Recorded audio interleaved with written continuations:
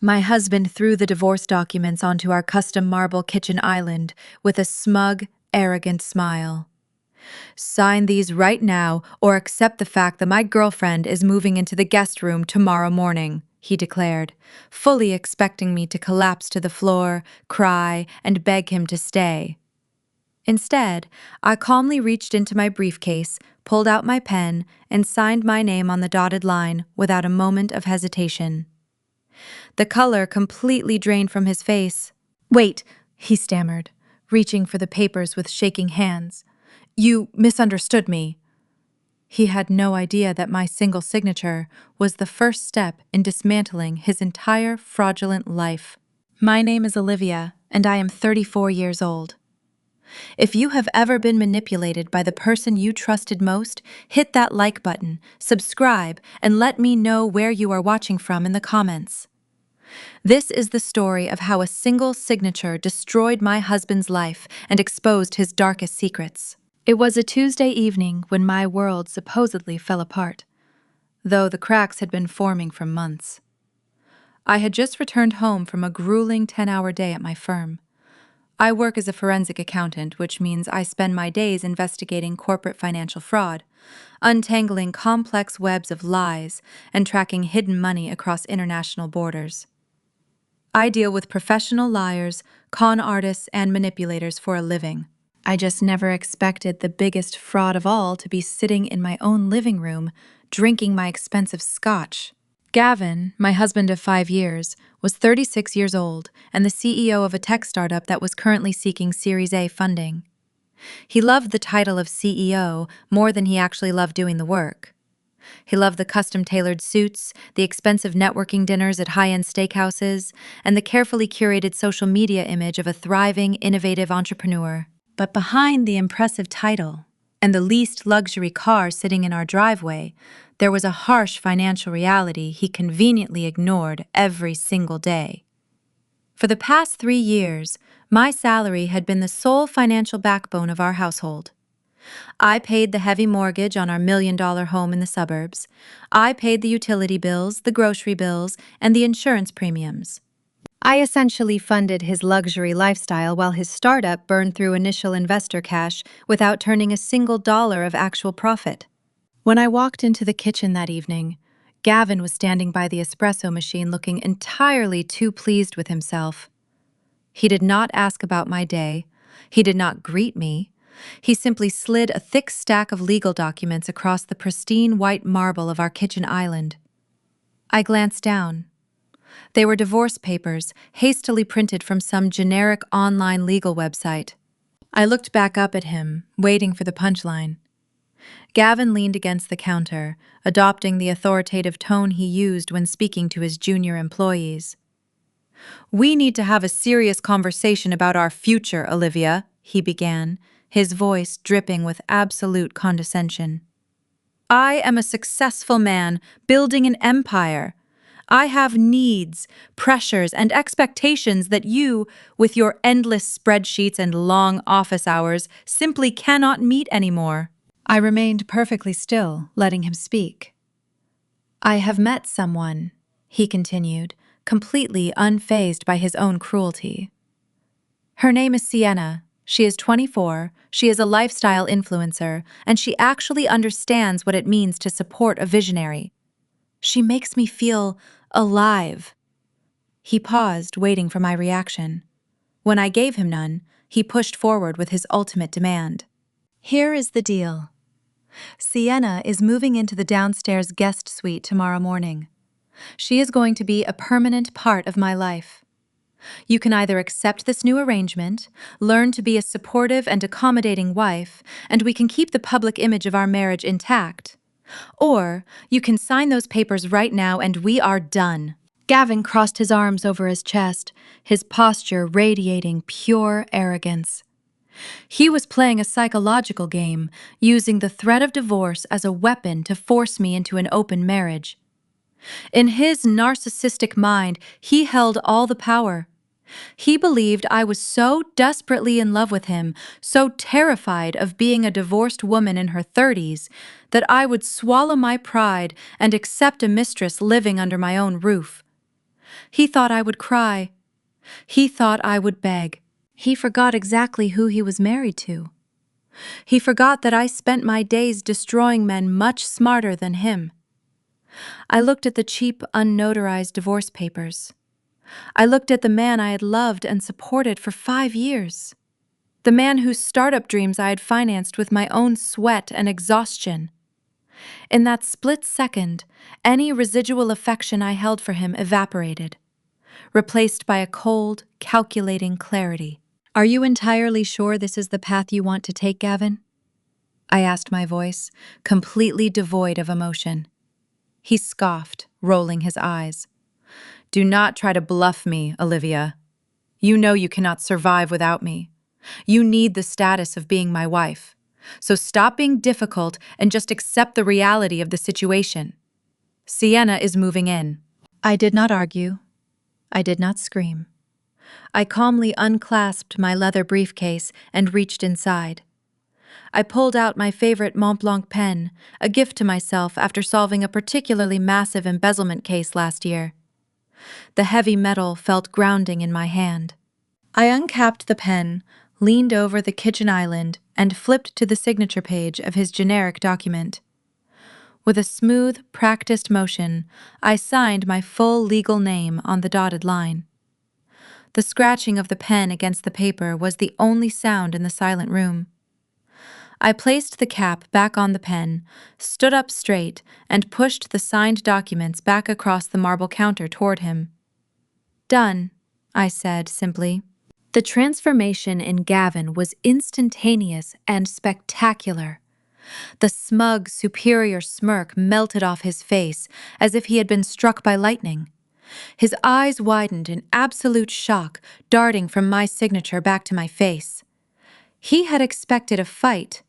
He had expected a hysterical breakdown.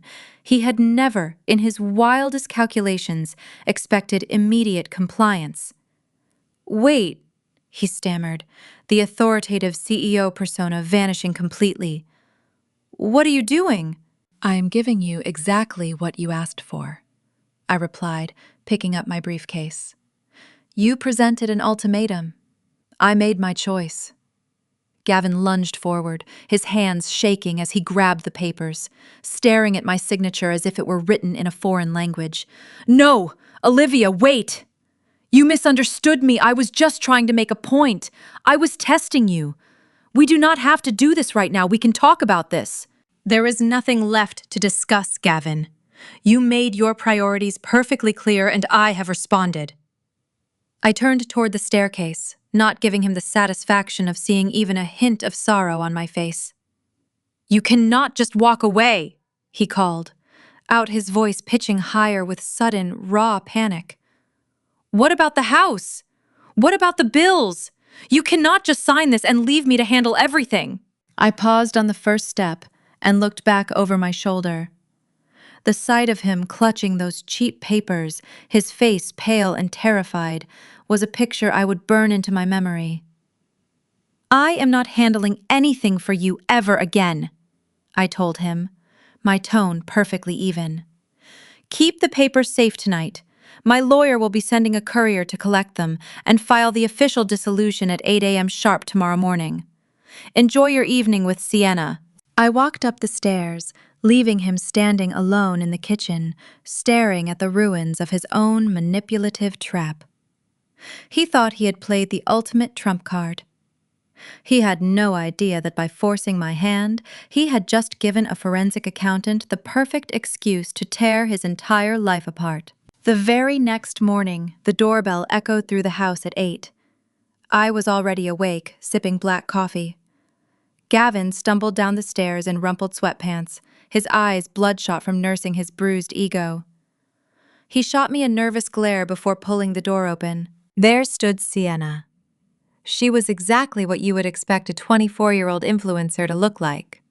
She wore designer sunglasses, a cashmere lounge set, and an expression of practiced helplessness. Surrounding her on the porch were 5 massive Louis Vuitton suitcases. Gavin blinked at the mountain of luggage. He had threatened me with her arrival, but actually seeing her move in seemed to overwhelm him. Sienna pushed past him and stepped into the foyer. She locked eyes with me. I did not flinch. I simply sipped my coffee, observing her like a specimen. Her lower lip began to tremble. She spun around and buried her face into Gavin's chest, letting out a dramatic sob. "Gavin, she is looking at me like she wants to kill me," Sienna wailed.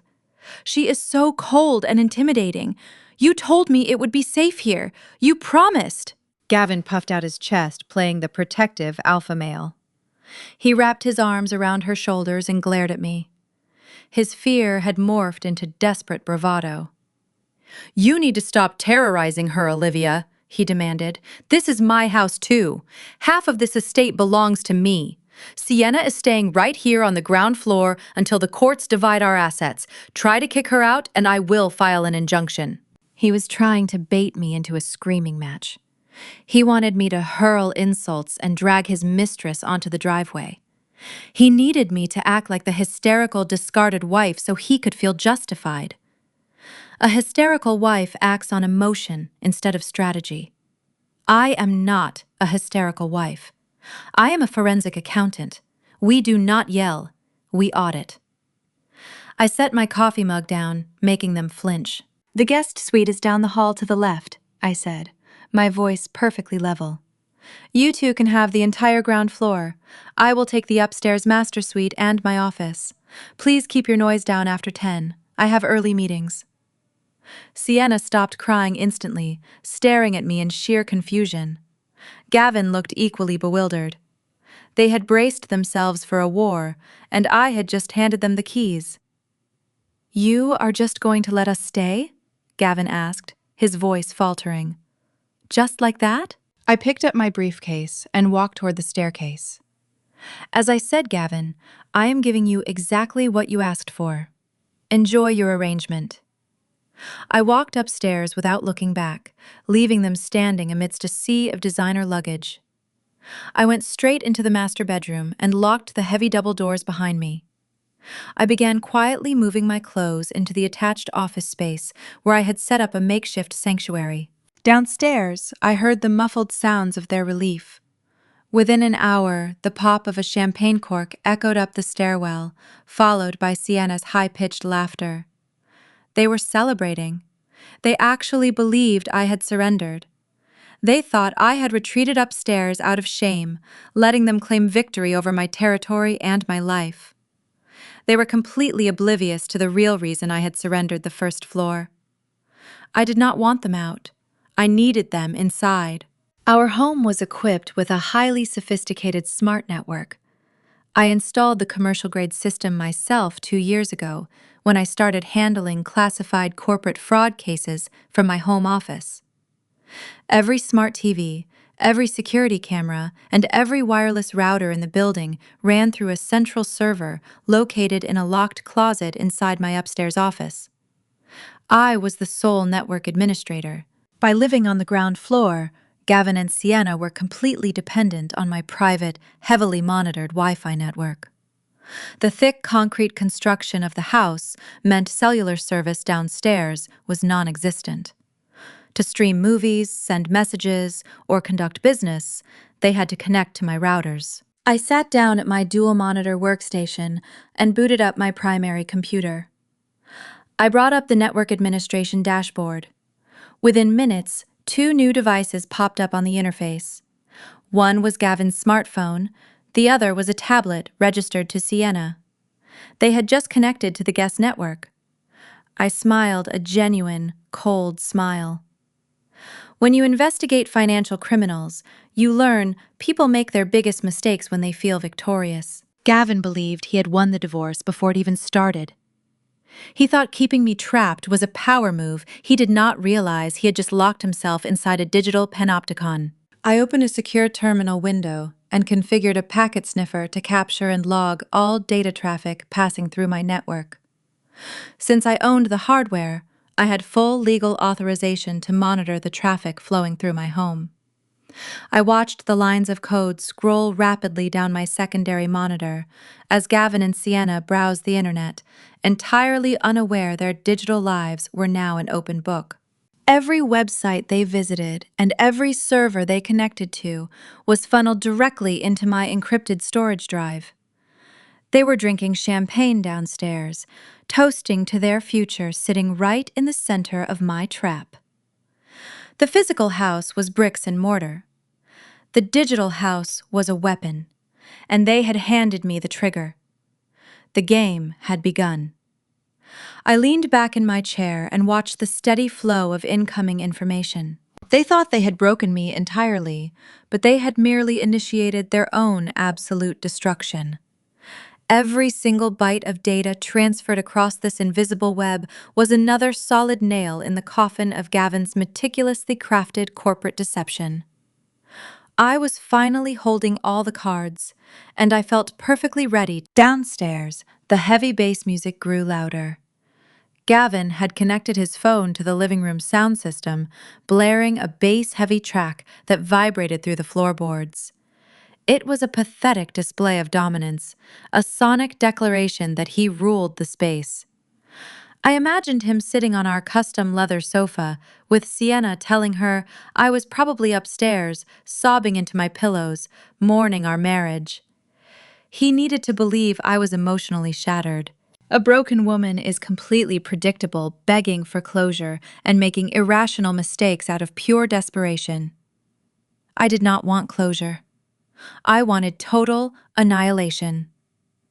I pulled up the network traffic logs on my primary monitor, scanning the scrolling strings of alphanumeric characters. While Gavin was busy playing the victorious tech titan in the kitchen, his devices were constantly pinging external servers, sending emails and syncing files. As a forensic accountant, I know financial criminals rarely keep secrets in one single place. They scatter them across different platforms, believing fragmentation equals ultimate security. They are completely wrong. I isolated the MAC address associated with his primary work laptop. He had connected it to the guest network, assuming I had deliberately locked him out of the main household routing hub. That was his first critical mistake. The guest network was specifically designed as a honeypot, a trap I used for capturing unsecured data packets during independent corporate investigations.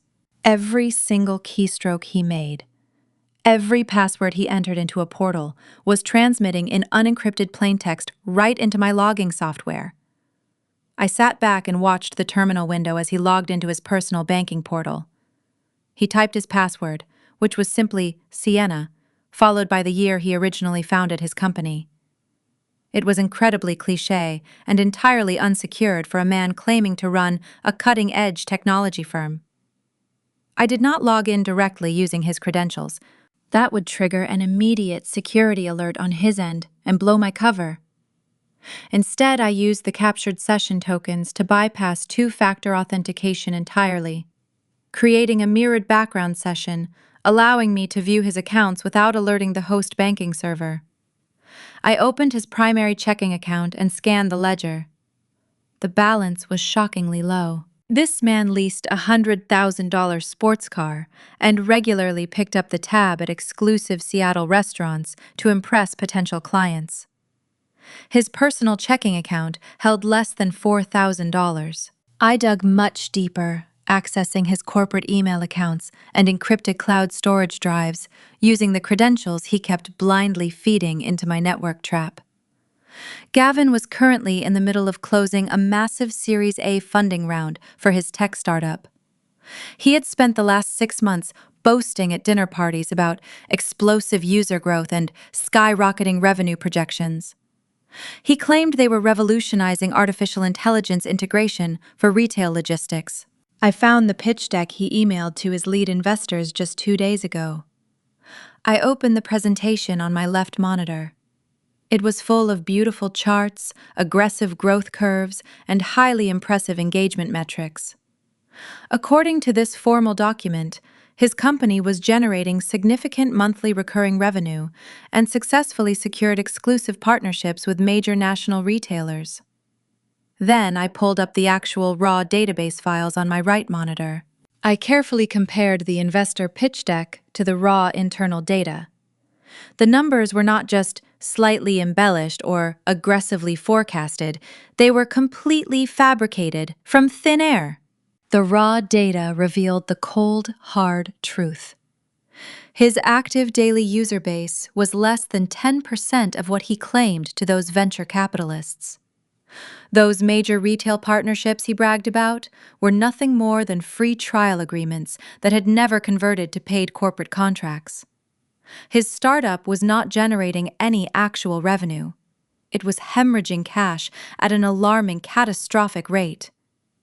Gavin was burning through the initial seed money to maintain the elaborate illusion of success. But the glaring discrepancies in the revenue were only the beginning of his legal nightmare. As I sifted through the hidden financial ledgers, I uncovered a massive, terrifying web of liabilities. He had quietly taken out high-interest loans from predatory alternative lenders using artificially inflated asset valuations as collateral. He owed hundreds of thousands of dollars to independent vendors who were actively threatening civil legal action. The company was functionally insolvent. He relied entirely on this upcoming Series A funding to pay off secret debts and keep the entire house of cards from collapsing under its own weight. This was not mundane marital infidelity. This was systematic corporate fraud.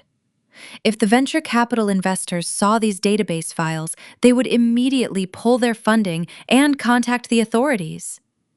Gavin would not just face personal bankruptcy, he would face a lengthy sentence in federal prison.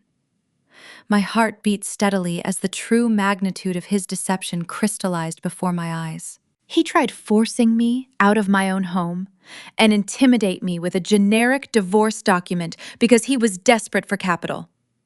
He needed my steady, reliable salary to keep his personal life afloat while he frantically tried to secure the fraudulent investment money. Sienna was just a convenient distraction, a shiny new toy to boost his fragile ego while his empire crumbled behind the scenes. I initiated a secure transfer protocol and began quietly mirroring his entire hard drive directly onto my encrypted local server. The progress bar illuminated my darkened office, displaying the massive volume of files transferring piece by piece into my complete control. Every financial statement, every deleted email, every forged projection was perfectly preserved in my isolated digital vault. He was sitting downstairs, drinking expensive red wine with his mistress, oblivious to the absolute certainty that his entire false reality was steadily downloading directly into my capable hands. The following evening, the heavy scent of roasted garlic and expensive truffles wafted up the staircase. Gavin had decided to escalate his psychological warfare by hosting a formal family dinner right in my own kitchen. He invited his parents William and Martha, along with his sister Natalie and her husband DeAndre.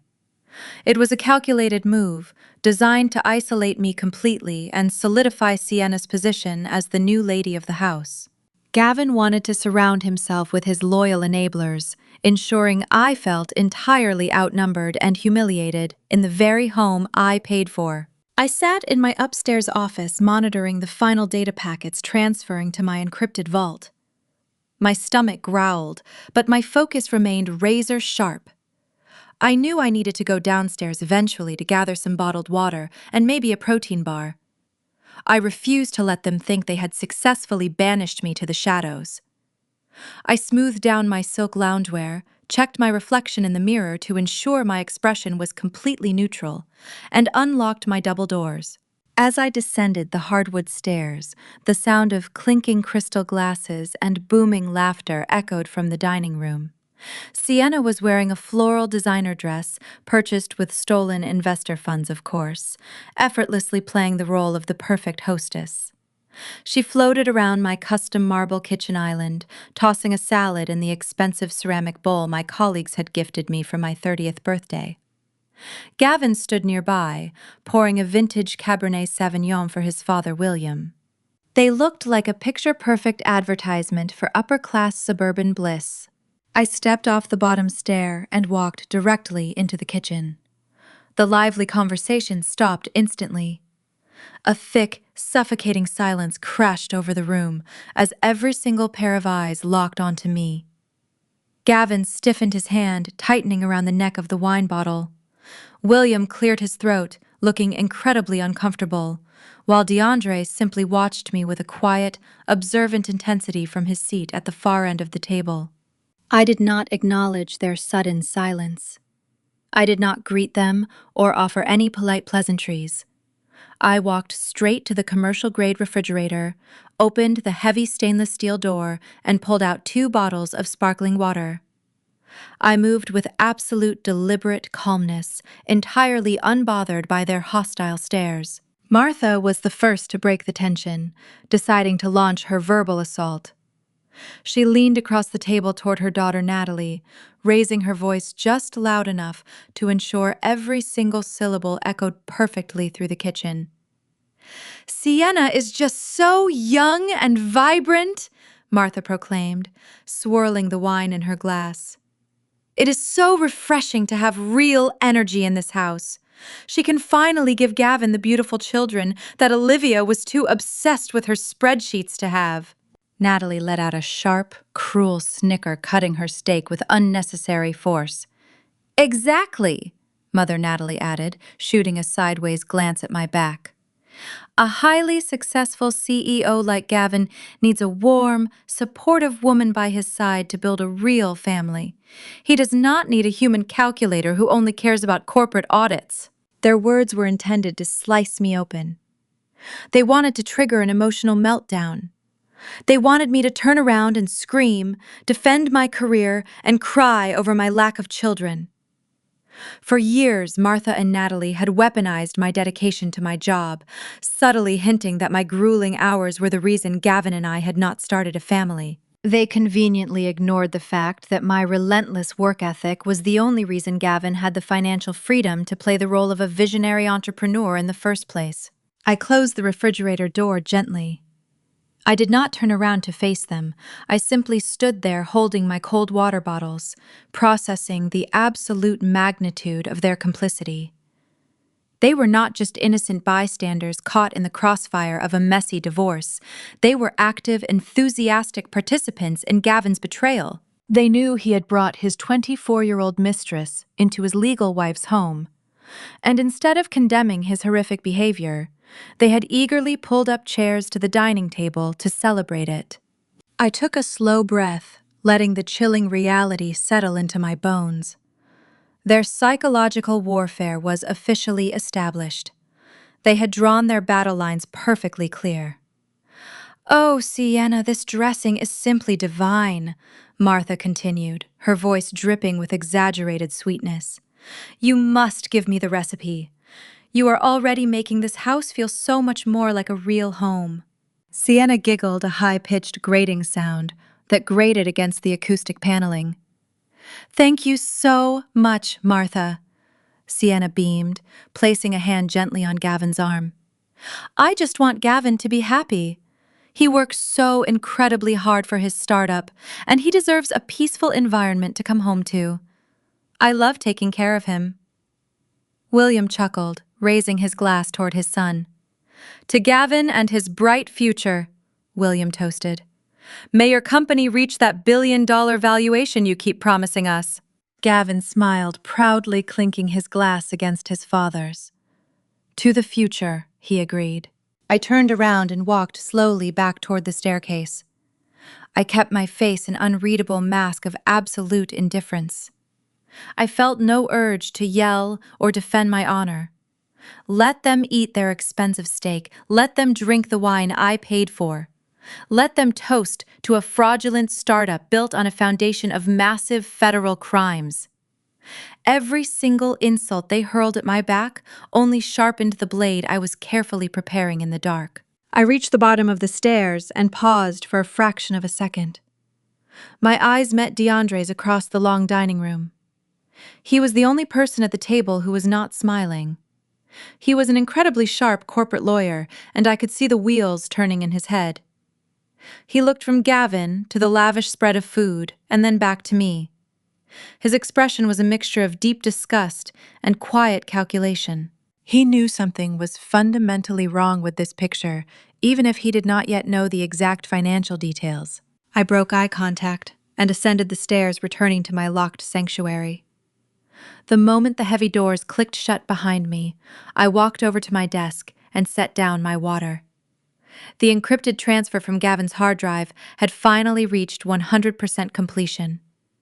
A green checkmark flashed across my monitor, confirming that I now possessed a perfect, undeniable copy of every single fraudulent transaction, forged document, and deleted email he had ever created. The dinner party raging downstairs was not a celebration of his victory. It was a farewell tour for his freedom. They thought they were humiliating a discarded barren wife. They had absolutely no clue they were sitting directly above an active crime scene investigation. Their cruel jokes and arrogant laughter fueled my focus. I opened a new secure folder on my desktop, labeling it simply with Gavin's company name. I began sorting the raw data, isolating the wire fraud evidence from the identity theft documents, preparing my ultimate strike. I needed my secondary work laptop to cross-reference a few publicly available financial records against the hidden data I had just securely downloaded. I had carelessly left the device sitting on the far end of the kitchen island when I first arrived home from the office. I descended the staircase for the second time that evening. The dining room was still buzzing with loud, arrogant conversation and the constant clinking of expensive silverware. Gavin was mid-sentence boasting to his father about a supposed expansion into the European market. His lies flowed so naturally and with such practiced confidence, it was almost impressive to witness. I walked quietly into the kitchen, keeping to the perimeter of the room, to quickly grab my machine and retreat. Sienna noticed my approach immediately. She was standing perfectly positioned near the marble island, holding a nearly full glass of heavy red wine. Her cheeks were flushed from the alcohol and the obvious thrill of her newly perceived power over my household. She watched my hand reach out for the silver laptop. A distinctly malicious glint flashed in her eyes. She adjusted her weight, locked her gaze directly onto the center of my keyboard, and intentionally jerked her wrist forward in a sharp, calculated motion. The dark crimson liquid arched heavily through the air and splashed violently across the open keys of my laptop, seeping instantly into the delicate hardware beneath. Sienna immediately threw her free hand over her mouth, letting out a high-pitched, exaggerated gasp designed to grab the attention of the entire dining room. "Oh my goodness, I am so terribly clumsy!" she cried out, her voice dripping with fake theatrical horror. "I am so incredibly sorry, Olivia. My hand just slipped right out from under me.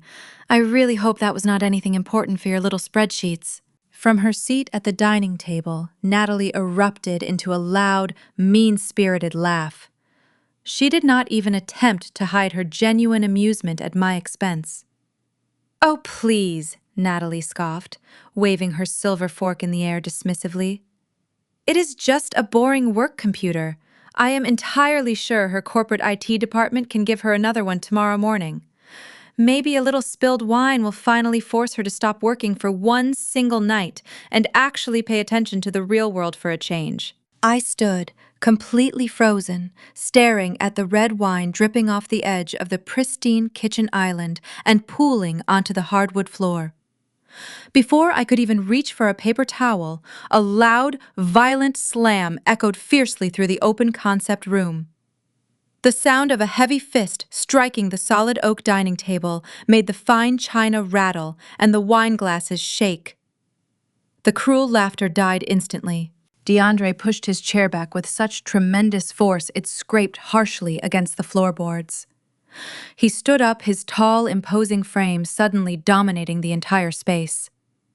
As a highly successful African-American corporate lawyer, he naturally commanded authority in any room he entered, but right now, his face was a mask of pure, unadulterated fury. He marched straight past his wife, grabbed a thick cotton dish towel from the kitchen counter, and threw it directly over my ruined keyboard to stop the liquid from destroying the motherboard entirely. He then turned his entire body toward Gavin. The silence in the kitchen was absolutely deafening. DeAndre looked at my husband with a level of intense disgust that made Gavin physically shrink back against the cabinetry. "You bring your mistress into your legal wife's home," DeAndre said, his voice a low, dangerous rumble that carried absolute, unyielding authority. "You flaunt her in this kitchen. You eat the food, paid for by the woman you are actively betraying, and you sit there, sipping wine while you let your family openly humiliate her. This is sickening." Gavin opened his mouth to defend himself, holding his hands up defensively, but DeAndre took a commanding step closer, cutting him off completely before a single excuse could form. "This is cowardly, and it is deeply pathetic," DeAndre continued, refusing to break eye contact. "I expected a lot of selfish things from you, Gavin, given your track record, but I never expected you to be this unbelievably weak." Martha gasped loudly, pressing a shaking hand to her pearl necklace. "DeAndre, how can you possibly speak to him that way?" Martha cried out, her voice shrill with indignation. "He is your brother-in-law. You are family." Natalie slammed her cloth napkin onto the table, her face flushed red with embarrassment and absolute rage. "DeAndre, sit down right now!" Natalie demanded, pointing a shaking finger at him across the room. "You are my husband.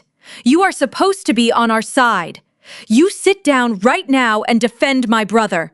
She is the one making this difficult for everyone by refusing to just accept the situation and move on." DeAndre did not even glance at Natalie. He kept his dark eyes locked firmly on Gavin, who was now sweating visibly under the intense professional scrutiny. DeAndre slowly shook his head, a gesture of profound and terminal disappointment. He reached into his tailored slacks and pulled his car keys from his pocket. He turned his back on the entire family and grabbed his heavy wool coat from the hallway rack, sliding it over his broad shoulders with deliberate, calm movements. "I do not participate in circuses," DeAndre stated, his voice slicing through the heavy tension like a physical blade. "And I certainly do not break bread with boys who do not know how to be men." He did not wait for a response. He walked straight out the front door, closing it firmly behind him. He left Gavin standing paralyzed in the kitchen, left Natalie staring open-mouthed at his empty chair, and left William and Martha exchanging horrified, shocked glances. The perfect family dinner was completely shattered, replaced by a stunned, heavy silence. I picked up my wine-soaked laptop, offering no words of comfort to anyone, and walked calmly back up the stairs. I spent the next hour carefully wiping the spilled wine off my desk. I was not upset about the hardware. I had already transferred the encrypted vault containing Gavin's financial data to my secure desktop tower before Sienna orchestrated her little accident. The physical machine was replaceable. The digital evidence was now safely isolated. Downstairs, the house had finally gone completely silent. The dinner party had abruptly ended shortly after DeAndre walked out. I had heard William and Martha whispering fiercely in the foyer before the front door clicked shut. Gavin and Sienna had retreated to the guest suite, their celebratory mood entirely shattered by the reality check DeAndre had delivered.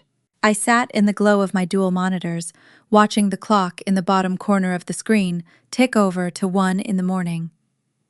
The neighborhood was dead quiet. I was just about to shut down the server when my personal cell phone buzzed loudly against the wooden desk. I glanced at the caller ID. It was DeAndre. I stared at his name for a long moment. DeAndre and I had always maintained a polite but distant relationship at family gatherings. He was a brilliant African-American corporate lawyer who worked grueling hours at a top-tier firm in downtown Seattle. He rarely engaged in the petty drama his wife Natalie thrived on. We respected each other from a distance, recognizing a shared work ethic that the rest of the family lacked. But he had never called me privately before. I picked up the phone and accepted the call. "Hello?" I said, keeping my voice quiet in the still night. "Olivia." "I am sorry to call you so late," DeAndre said. His voice was low and gravelly, echoing slightly as if he was sitting in his car. I needed to make sure you were all right after that absolute disaster tonight. I also needed to apologize to you directly. My wife's behavior was inexcusable, and I am deeply ashamed that I sat there for as long as I did before speaking up. You did not deserve any of that. I appreciate you saying that, DeAndre replied. You were the only one who showed a shred of human decency. He let out a heavy, tired sigh. This family has a sickness, Olivia. They protect their own, even when their own are dead wrong. I have ignored it for years to keep the peace in my marriage, but watching Gavin flaunt his mistress in your kitchen was a line I could not stomach crossing. I leaned back in my desk chair, staring at the lines of encrypted data on my screen. Thank you, I said simply. I did not just call to apologize, DeAndre continued, his tone suddenly shifting from sympathetic brother-in-law to razor-sharp corporate attorney. I called because we need to talk about business. Real business. I remained silent, waiting for him to elaborate. When I was sitting at the dining table tonight, waiting for everyone to finish their drinks, I noticed a printed document sitting on the console table behind Gavin. DeAndre explained. It was the Series A pitch deck for his startup. I know corporate law, Olivia. I handle mergers, acquisitions, and venture capital funding rounds every single day. I took a quick look at the executive summary and the projected user acquisition data he is showing those investors, and I asked, my pulse quickening slightly. And his numbers are physically impossible, DeAndre stated with absolute conviction. The customer acquisition cost he listed compared to the lifetime value of his projected users defies every known metric in the tech sector right now. He is claiming a conversion rate that companies with massive marketing budgets cannot even touch. I do not know what kind of game he is playing, but that pitch deck is a work of fiction. If he presents those numbers to institutional investors and takes their money, he is going to end up in a federal courtroom. I smiled in the darkness of my office. DeAndre was sharp. He had spotted the discrepancies with nothing more than a casual glance at a summary page. It was time to make a decision. I needed a legal ally who understood the complex mechanisms of corporate fraud, and DeAndre had just handed me his resume. DeAndre, what exactly does Natalie tell you that I do for a living? I asked. He paused, clearly confused by the question. She says you do bookkeeping, payroll, and tax preparation for local businesses. She calls you a human calculator. I let out a soft, genuine laugh. I am a forensic accountant, DeAndre. I hold a master's degree in financial investigation. I am contracted by corporate boards and sometimes federal agencies to track laundered money, untangle shell companies, and build airtight cases against executives who commit systemic financial fraud. The silence on the other end of the line was heavy and profound. I could almost hear the pieces clicking together in his brilliant legal mind. You are a forensic accountant, DeAndre repeated, his voice dropping to an astonished whisper. Gavin thinks you are a simple tax preparer?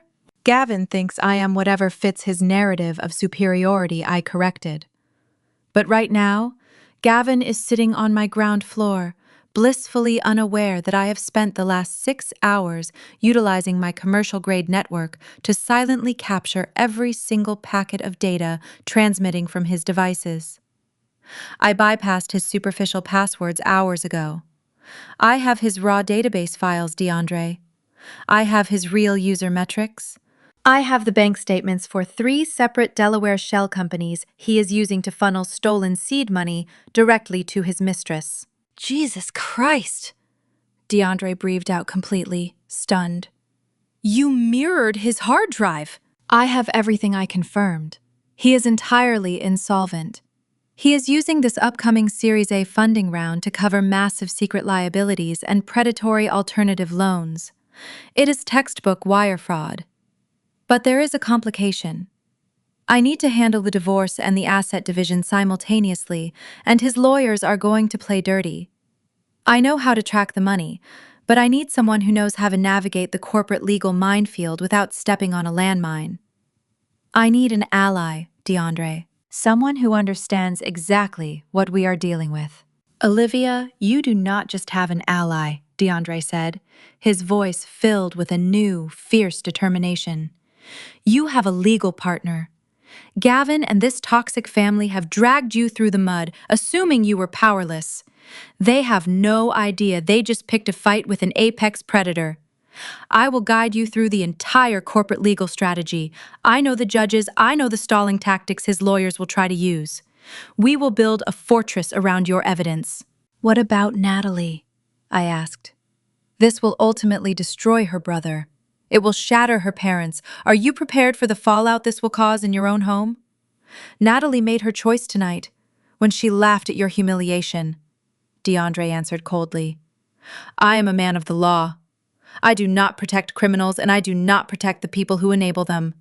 We keep this entirely between us, Gavin. Natalie and William will not know a single thing until the absolute moment the hammer drops.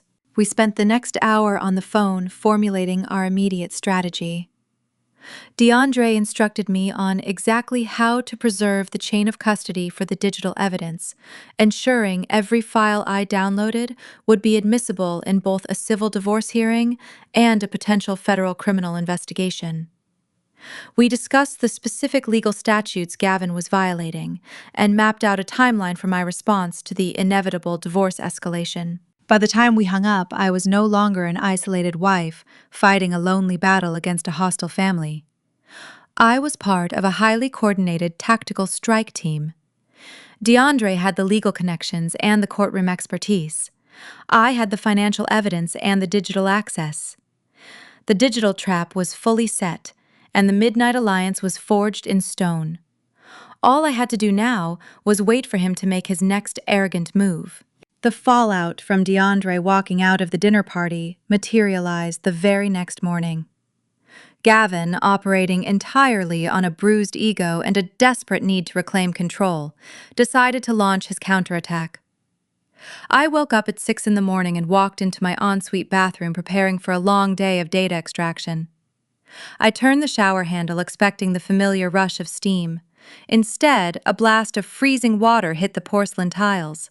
I tested the smart thermostat on the wall, but the digital display was locked behind a new administrative PIN code. Gavin had severed my access to our own home automation system. My cell phone buzzed on the marble vanity. I picked it up to find a string of text messages from Gavin. He was currently sitting directly below me on the ground floor, choosing to wage war through a screen rather than face me. The messages read like a ransom demand. I canceled all the joint credit cards this morning. I also changed the utility passwords and the security system access. Do not make this hard, Olivia. Surrender 50% of the house equity, and I will turn the hot water back on upstairs. We can do this the easy way or the hard way. He honestly believed he was orchestrating a masterclass in financial warfare. He thought cutting off my access to our shared checking accounts and freezing me out of the smart home application would bring me to my knees. In his arrogant mind, I was just a dependent wife who would panic at the sight of a declined credit card. He assumed I would freeze in the upstairs suite, unable to buy groceries or take a warm shower until I begged for his mercy and signed away half of my most valuable asset. I stared at his pathetic ultimatum. I did not type out a furious paragraph. I did not march downstairs to demand he restore my access. I simply tapped the thumbs up emoji and hit send. I set the phone down and stripped off my silk robe, stepping directly into the freezing shower. The icy water shocked my system, but it also completely galvanized my focus. I washed my hair and got out feeling more alert and dangerous than I had in years. I walked into my walk-in closet and pulled out a sharply tailored navy blue suit. As I buttoned my blazer, I pulled up my digital wallet on my phone. With 2 quick taps, I deleted the joint cards Gavin had frozen and set my private corporate American Express as the default payment method. It was tied to an offshore account I had maintained since my very first major consulting contract, an account Gavin possessed absolutely zero knowledge of. His attempt to starve me out financially was completely laughable. I returned to my workstation feeling a renewed sense of absolute clarity. Gavin's desperate attempt to squeeze me for the house equity confirmed exactly what DeAndre and I suspected last night. Gavin was entirely out of cash, and the walls were closing in on him fast. He needed my house to cover his tracks before his investors realized his company was a hollow shell. I powered up my monitors and opened the mirrored hard drive I had extracted from his laptop. It was time to find out exactly how he was paying for Sienna's designer wardrobe. I opened my forensic auditing software and imported his corporate ledgers running a complex algorithm designed to flag irregular wire transfers and duplicate vendor payments. The software processed thousands of lines of data in seconds. I watched the screen intently as a clear, undeniable pattern began to emerge from the digital noise. Gavin had not just handed Sienna a corporate credit card. He had constructed a highly systematic embezzlement pipeline. I traced a series of massive cash transfers originating from his startup's primary seed capital account. The money was classified under the general ledger as digital marketing and brand acquisition expenses. In the tech world, these are incredibly common write-offs, making them the perfect camouflage for corporate theft. I followed the routing numbers associated with these marketing expenses. The funds were being wired weekly into 3 separate limited liability companies, all registered to a proxy address in Delaware. I pulled the public registration records for those specific LLCs. While the managing director was listed as a generic corporate agent, I dug into the operating agreements hidden deep within his deleted email folders. The sole beneficial owner of all 3 shell companies was Sienna. He was paying his mistress a staggering $30,000 a month, using investor capital classifying her as an independent marketing consultant. I opened the invoice folders, finding dozens of fabricated billing statements generated by Sienna's companies. They charged his startup for social media brand integration and targeted influencer outreach. In reality, she was using the stolen seed capital to purchase luxury vehicles, diamond jewelry, and first-class vacations to Dubai, all of which she proudly displayed on her public social media profiles. The sheer audacity of the fraud was breathtaking. Gavin was bleeding his own company dry to finance an illusion of personal wealth. But the most damning piece of evidence was sitting in a hidden folder labeled Tax Prep. I opened the folder and found the direct communications between Gavin and his external accountant. The accountant had flagged the massive marketing expenditures, demanding proof of actual deliverables from Sienna's companies. Gavin had replied with a forged analytics report, completely fabricating user engagement metrics to justify the absurd monthly payments. Sienna was not just a naive young girl benefiting from a wealthy boyfriend. She was an active participant in a federal wire fraud conspiracy. She was signing the fraudulent invoices. She was receiving the stolen funds across state lines. When the federal authorities finally kicked the door down, she would be standing right next to him in the indictment. I leaned back in my chair, interlacing my fingers as I stared at the irrefutable proof on my screens. Gavin's text message demanding 50% of my house equity suddenly made perfect sense. The external accountant was refusing to sign off on the quarterly financial review until the missing capital was restored to the corporate accounts. Gavin needed my house not to start a new life with Sienna, but to secretly mortgage the property and inject the cash back into his startup before the Series A investors demanded an independent audit. He was a cornered rat, lashing out because the trap was already snapping shut on his tail. His pathetic attempt at financial warfare had backfired spectacularly, fueling my determination to completely destroy him. I saved the newly discovered evidence into a highly encrypted master file and prepared for the next phase of the investigation.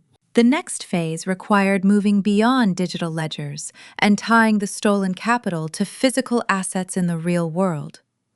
Proving that Gavin transferred money to Delaware shell companies was only half the battle.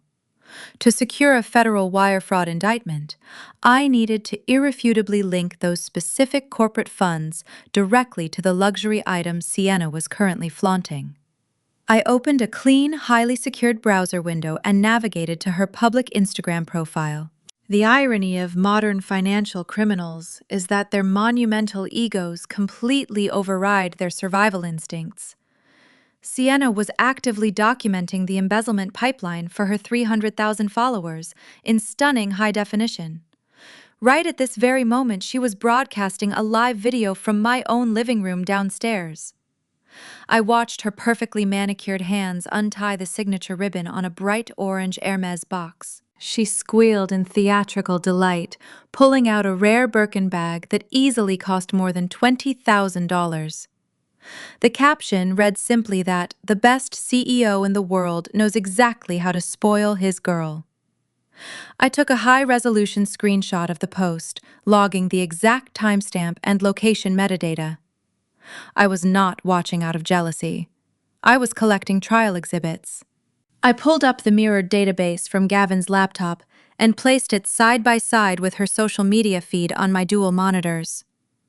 My task was to build a bulletproof financial bridge between the venture capital seed money and the physical luxury goods.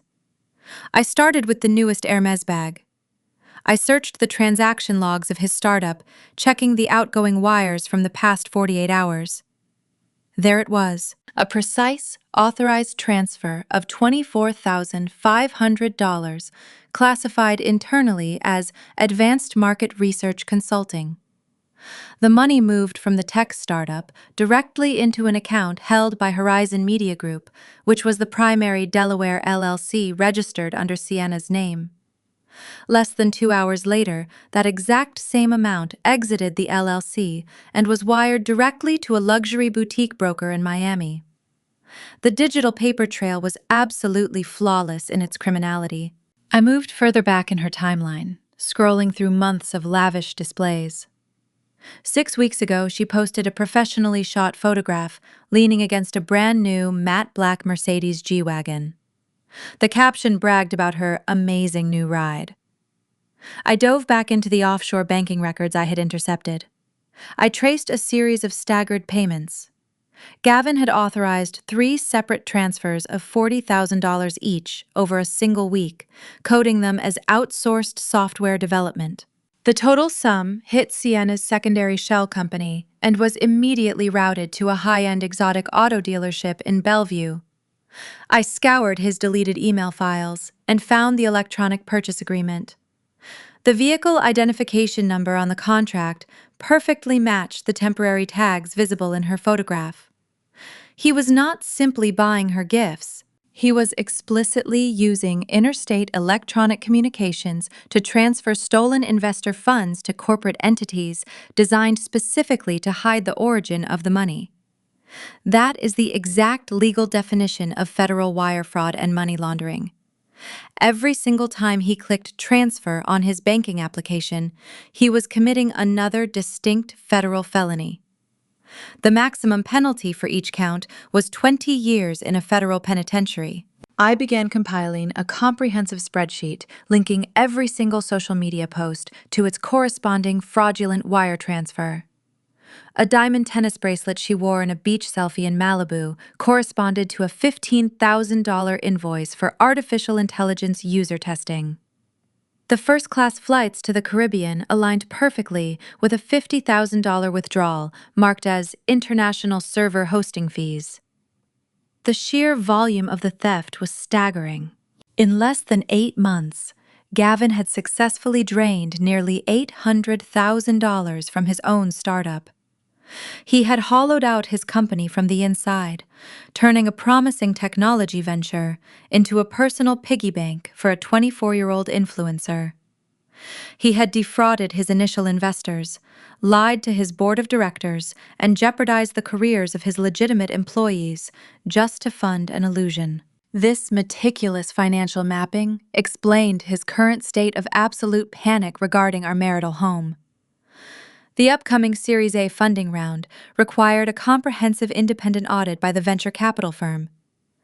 If independent auditors looked at the books, they would instantly spot the missing $800,000. The shell companies and fake invoices would never hold up to legitimate scrutiny. Gavin needed to replace the stolen capital before the auditors arrived next month. He had already secretly forged my signature to extract $300,000 in equity from our house.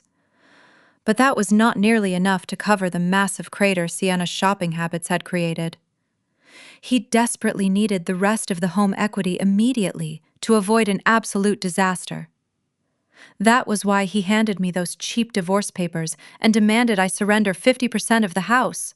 He ruthlessly planned to force me to sell my remaining share to him or liquidate the property entirely, giving him the massive cash injection urgently required to balance his fraudulent books, just in time for the upcoming formal audit.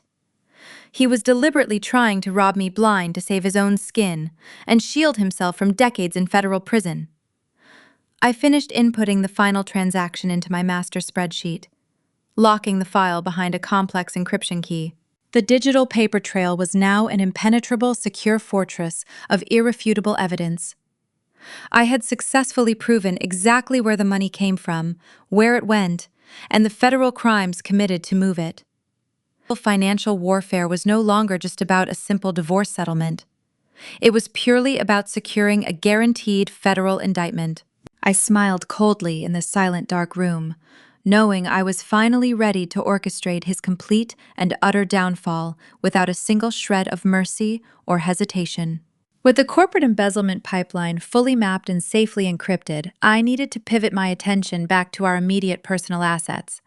Gavin had explicitly demanded 50% of the house equity in his pathetic text message. To prepare for the brutal divorce mediation, I needed a pristine accounting of exactly what our marital home was currently worth. We bought the property 5 years ago for $800,000. Given the explosive real estate market in our Seattle suburb, conservative estimates placed its current valuation at roughly $1.2 million. I had aggressively paid down the principal using my substantial annual bonuses. By my calculations, we should have held nearly $600,000 in clean, untouched equity. I opened a new browser tab and navigated to the secure portal for our primary mortgage lender. I typed in my credentials, navigating to the monthly statement dashboard. I expected to see our standard remaining balance reflecting the steady payments I made every single month. Instead, the bright blue numbers flashing across the screen made my blood run instantly cold. The primary mortgage was perfectly intact, but positioned directly below it was a secondary account labeled as a home equity line of credit. The current drawn balance on that secondary account was exactly $300,000. I stopped breathing for a fraction of a second. I leaned closer to the monitor, my eyes scanning the origination date. The loan had been opened and fully disbursed exactly 4 months ago. I never authorized a second mortgage. I never sat at a bank desk. I never spoke to a loan officer. In the state of Washington, extracting equity from a jointly owned marital property requires the explicit, notarized signature of both legal spouses. There was no legal avenue for Gavin to secure a loan of that magnitude against our shared asset without my direct physical participation. I quickly accessed the county recorder database. Using my professional investigative credentials, I bypassed the standard public wait times and pulled the digitized public records associated with our parcel number. The server processed my request and generated a 40-page document containing the official deed of trust and the loan origination agreement for the $300,000 credit line. I scrolled rapidly through the dense legal jargon, bypassing the standard bank disclosures and the aggressive interest rate terms. I jumped straight to the final execution page. There, at the bottom of the digital document, sat Gavin's familiar messy scrawl. And directly beside his name on the line designated for the co-borrower was my signature. I zoomed in on the digital ink, magnifying the image by 400%. It was an exceptionally good forgery. The loop of the O and the sharp, aggressive angle of the V matched my handwriting almost perfectly. But as a forensic accountant, I am highly trained to spot inconsistencies that the naked eye misses. The pen pressure was entirely uniform, lacking the natural variation that occurs when a human hand moves across physical paper.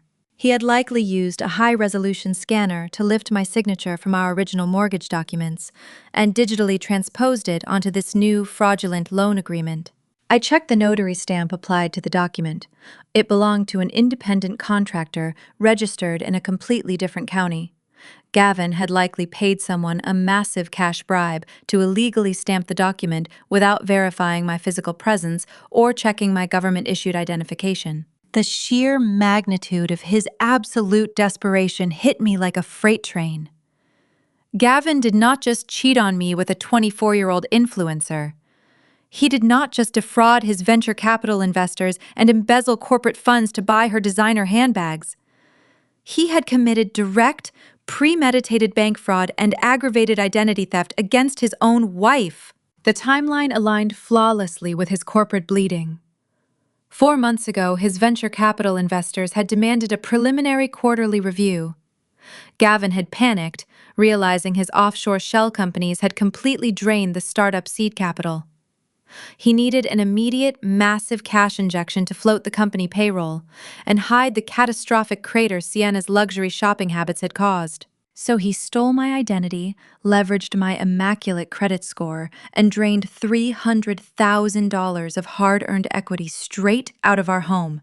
This revelation perfectly explained his aggressive behavior in the kitchen and his urgent text messages. He was absolutely terrified. If we proceeded with a standard amicable divorce, the attorneys would eventually subpoena the mortgage records. The fraudulent loan would be discovered during the routine asset discovery phase. He needed to force me into a rapid, hostile settlement where I blindly surrendered the house entirely. If he gained full ownership of the property, he could quietly absorb the fraudulent debt, refinance the house solely under his name, and bury his federal bank fraud forever. He gambled my financial future to save himself from federal prison. If his tech startup collapsed and the bank defaulted on that $300,000 loan, my pristine credit score would be completely destroyed. I would be held legally responsible for a massive debt I never authorized. He was willing to ruin my life entirely just to buy himself a few more months of playing the wealthy tech visionary.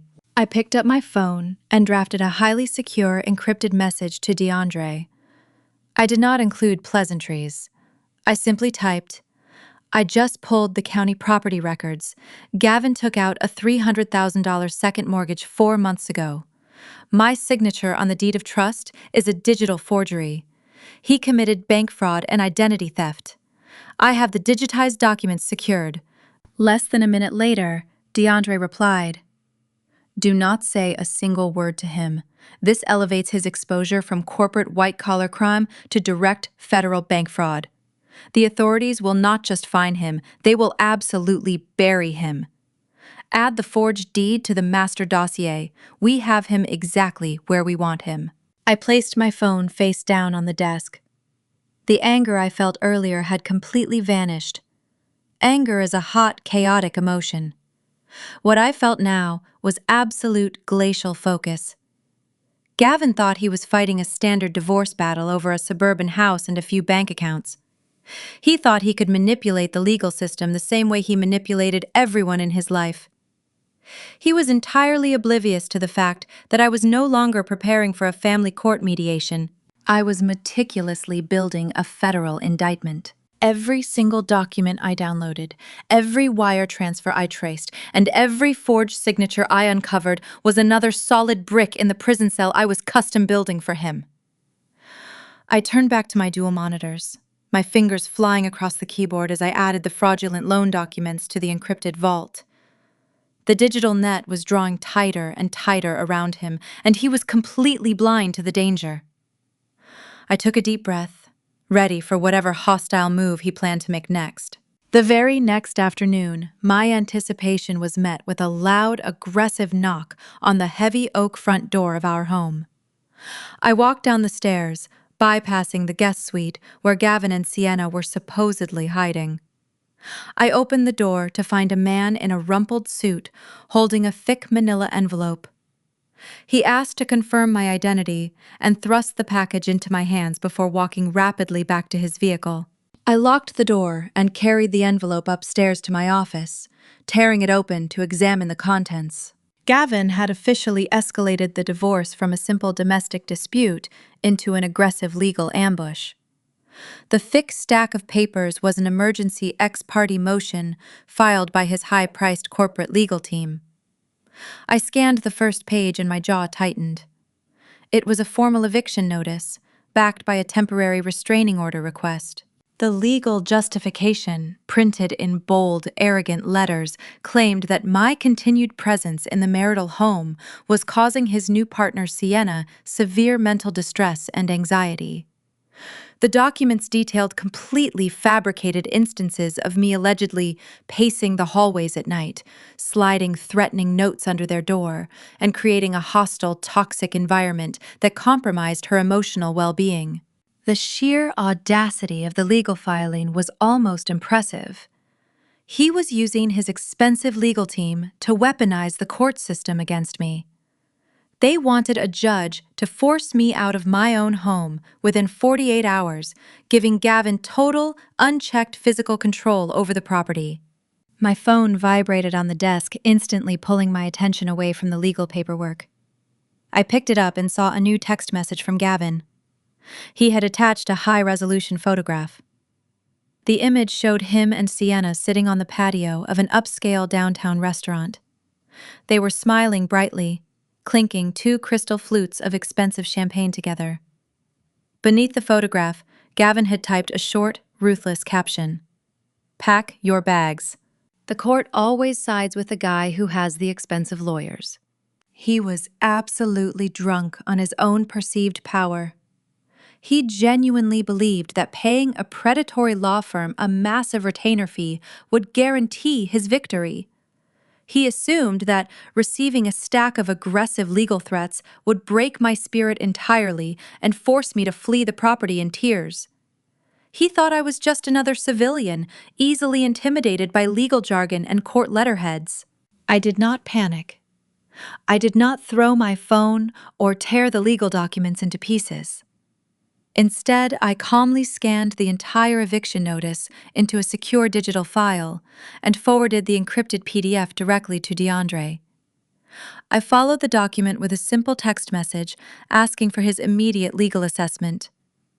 My phone rang less than 2 minutes later. I answered it, placing the device on speakerphone while I organized my desk.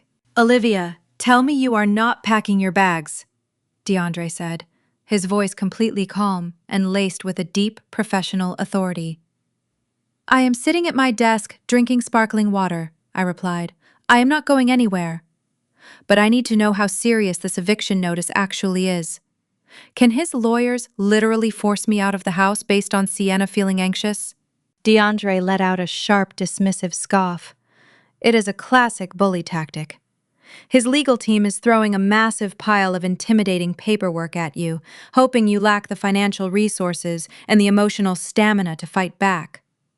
The claims about her mental distress are entirely subjective and completely legally flimsy. However, if we ignore this filing, a judge might grant a temporary order simply out of an abundance of caution. We cannot let that happen. You need to stay in that house.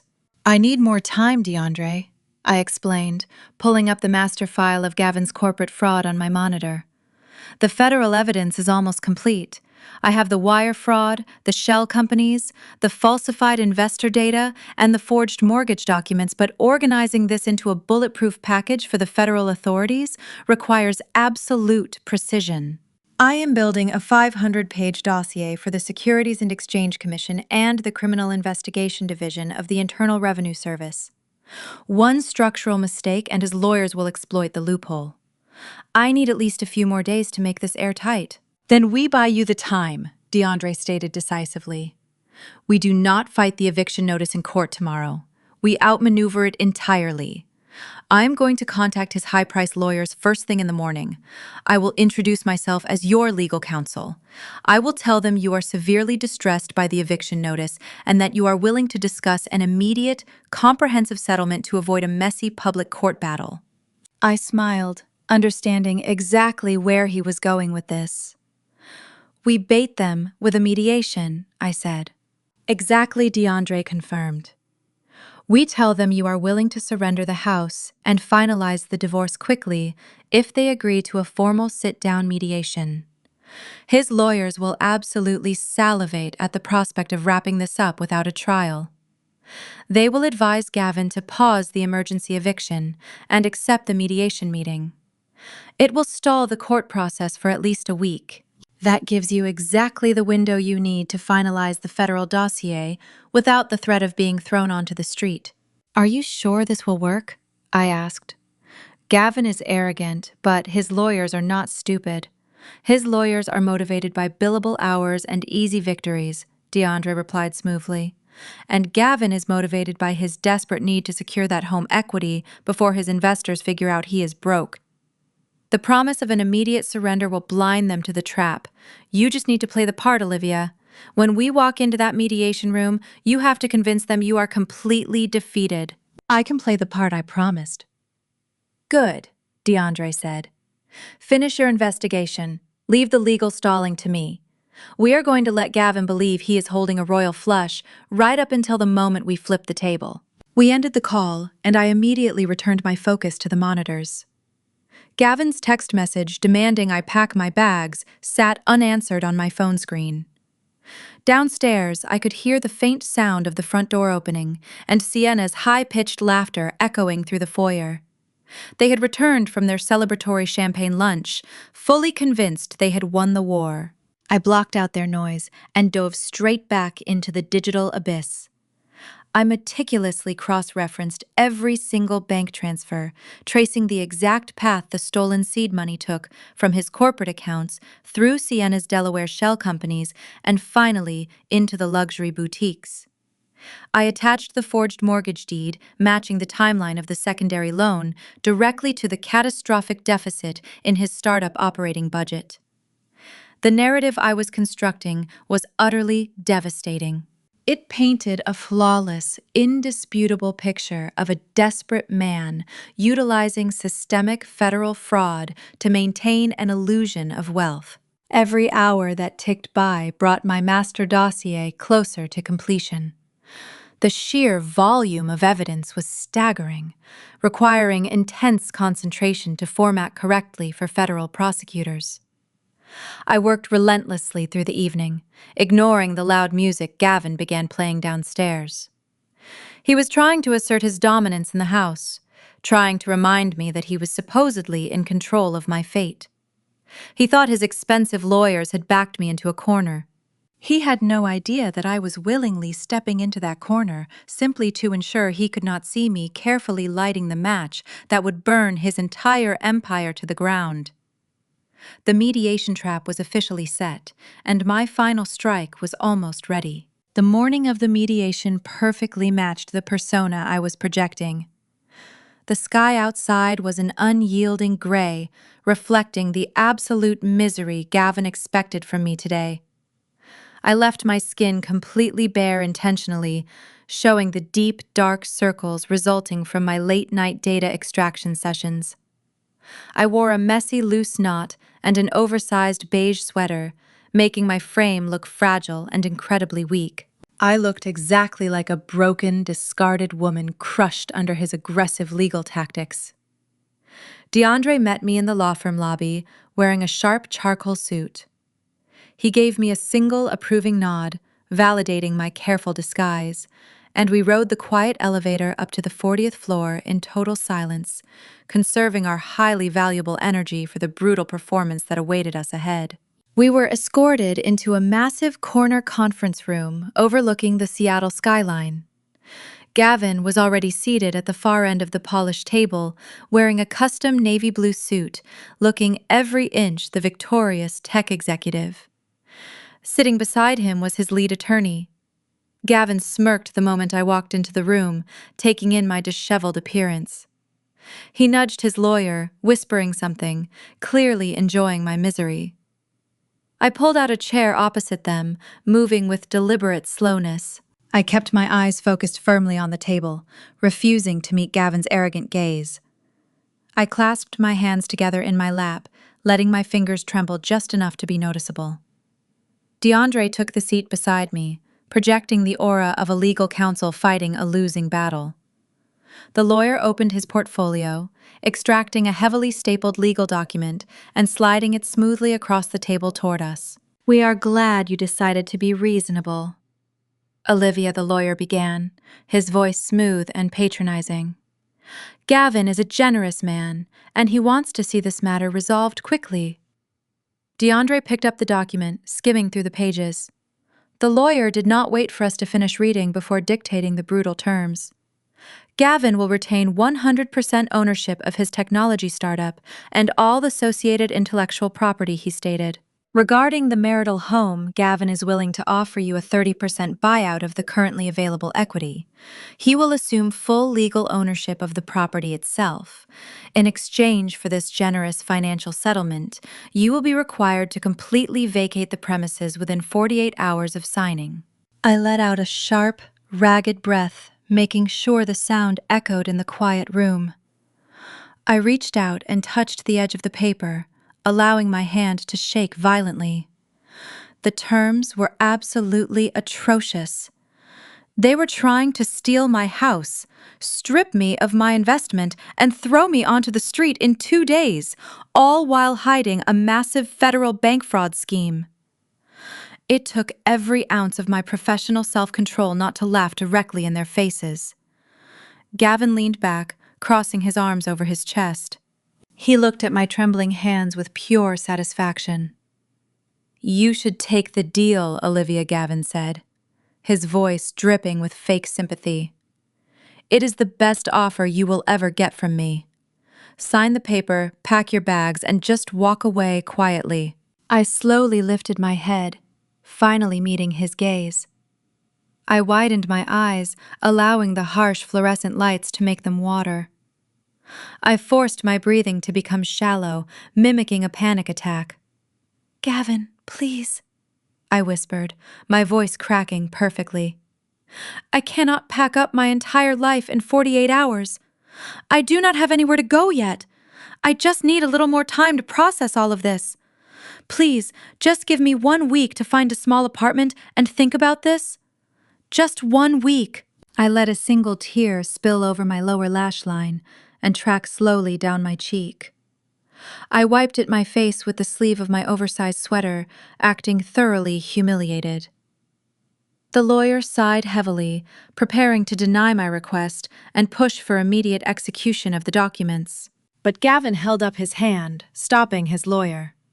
He was absolutely intoxicated by his own power. He had brought the woman who funded his life for 3 years completely to her knees. His narcissistic ego simply could not resist playing the role of the benevolent, merciful king. "Relax," Gavin commanded, waving his hand dismissively. "She is clearly not in the right headspace today. I am not a monster. If she needs a few days to find a cheap rental, we can accommodate that." He leaned forward, fixing me with a hard, dominant stare. "I will give you exactly 7 days, Olivia Gavin," declared his tone ringing with absolute finality. 7 days to secure an apartment and pack your things. We will reconvene in this exact room next Friday at noon. You will bring these documents fully signed and you will hand over the keys." "Thank you," I whispered, keeping my head bowed. We stood up to leave the oppressive room. DeAndre gently guided me out of the conference room. As we walked through the glass doors, I heard Gavin laughing and chuckling softly behind us, bragging about how easily I had folded. We stepped straight into the empty elevator, and the stainless steel doors slid shut. My trembling hands instantly stopped. My slumped posture vanished as I straightened my spine. All the tears dried up, replaced by a cold, sharp smile. That was a masterclass in psychological manipulation, DeAndre said, shaking his head in awe. He thinks he just put me on a clock, I replied, my voice reverting to its usual crisp authority. He just gave me exactly what I needed. 7 days is more than enough time to securely transmit the federal financial dossier to the authorities. The countdown had officially begun, but the clock was not ticking down on my eviction. It was ticking down on his total, absolute destruction. He was going to lose everything. The 7-day window Gavin granted me was supposed to be my breaking point. He thought pacing the halls of my own home knowing an eviction loomed would force me into total submission. Instead, it became the exact amount of time I needed to assemble the final pieces of his corporate execution. Gavin wasted absolutely zero time spending money he did not legally possess. By Monday morning, the ground floor of my house had turned into a chaotic staging ground for a massive celebration. He and Sienna were orchestrating an extravagant gala at one of the most exclusive five-star hotels downtown. The event was ostensibly designed to celebrate the highly anticipated closing of his Series A funding round.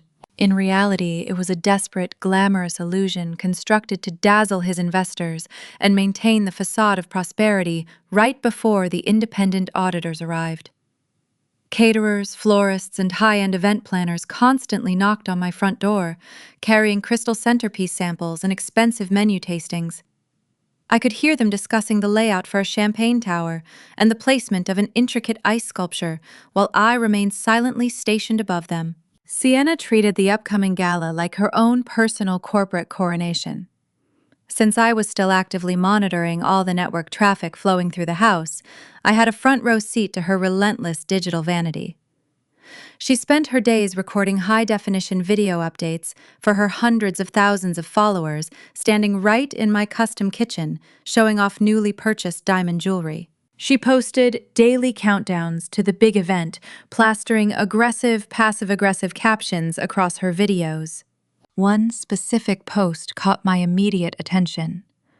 It featured her sipping expensive champagne while leaning heavily against Gavin, who was wearing a brand new designer watch. The caption she typed out read, "Counting down the days until my visionary man completely takes over the tech world. It is honestly so sad when jealous exes get left in the dust, but elevated men need elevated women." She punctuated the insult with a laughing face and a money bag symbol. She was deliberately taunting me, absolutely certain I was huddled in my upstairs bedroom, crying over her digital cruelty. I did not shed a single tear.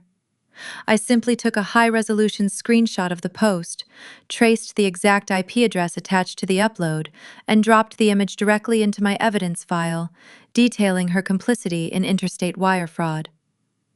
Her petty social media mockery was actively helping me build the federal money laundering case against her. Every time she flaunted a luxury item purchased with stolen investor funds, she handed the government another physical exhibit.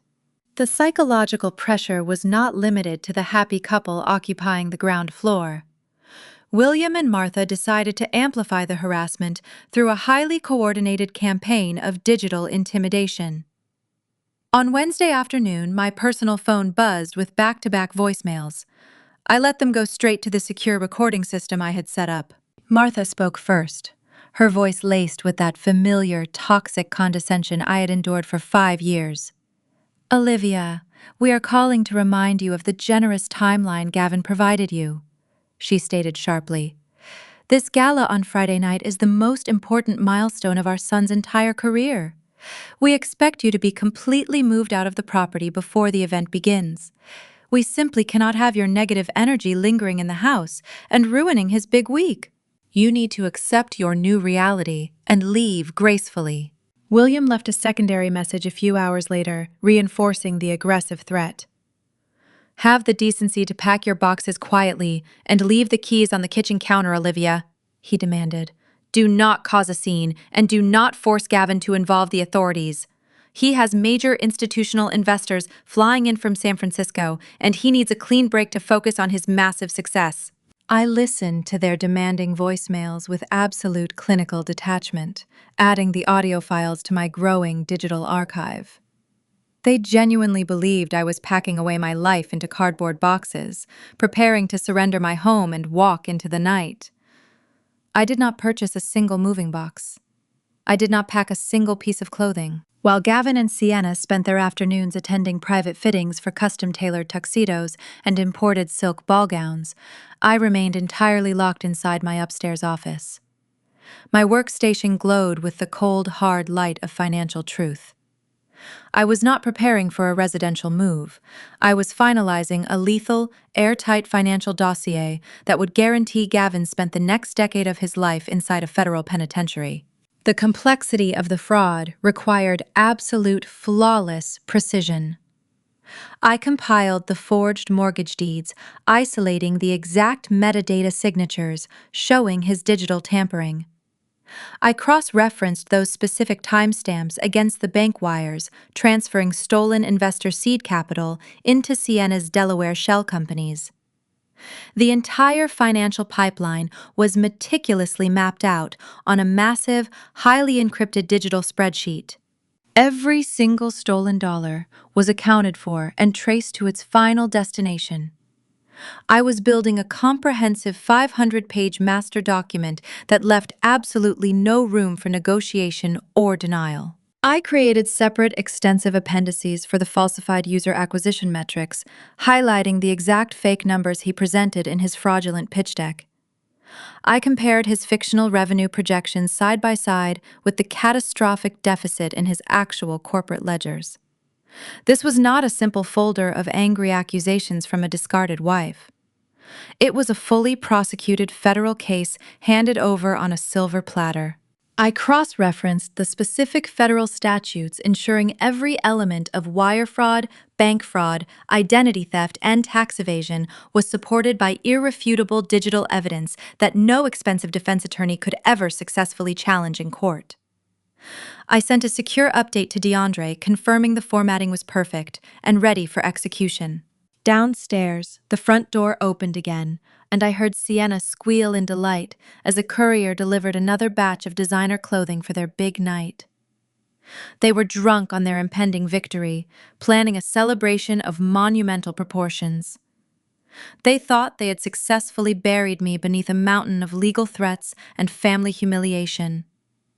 They had absolutely no idea they were just picking out their own funeral attire. The 7 days were almost up, and I was finally ready to strike. The complexity of the fraud I was unwinding required absolute, flawless precision. As a forensic accountant, I had sat across the table from the most ruthless, expensive corporate defense attorneys in the country. I knew their tactics intimately. They do not argue the moral truth of a case, they attack the methodology. If I made one single error in the chain of custody, if a single IP address was logged incorrectly, or a timestamp was off by a fraction of a second, Gavin's high-paid legal team would find that tiny crack and tear the entire investigation wide open. They would motion to dismiss the evidence as the fabricated work of a bitter, jealous wife.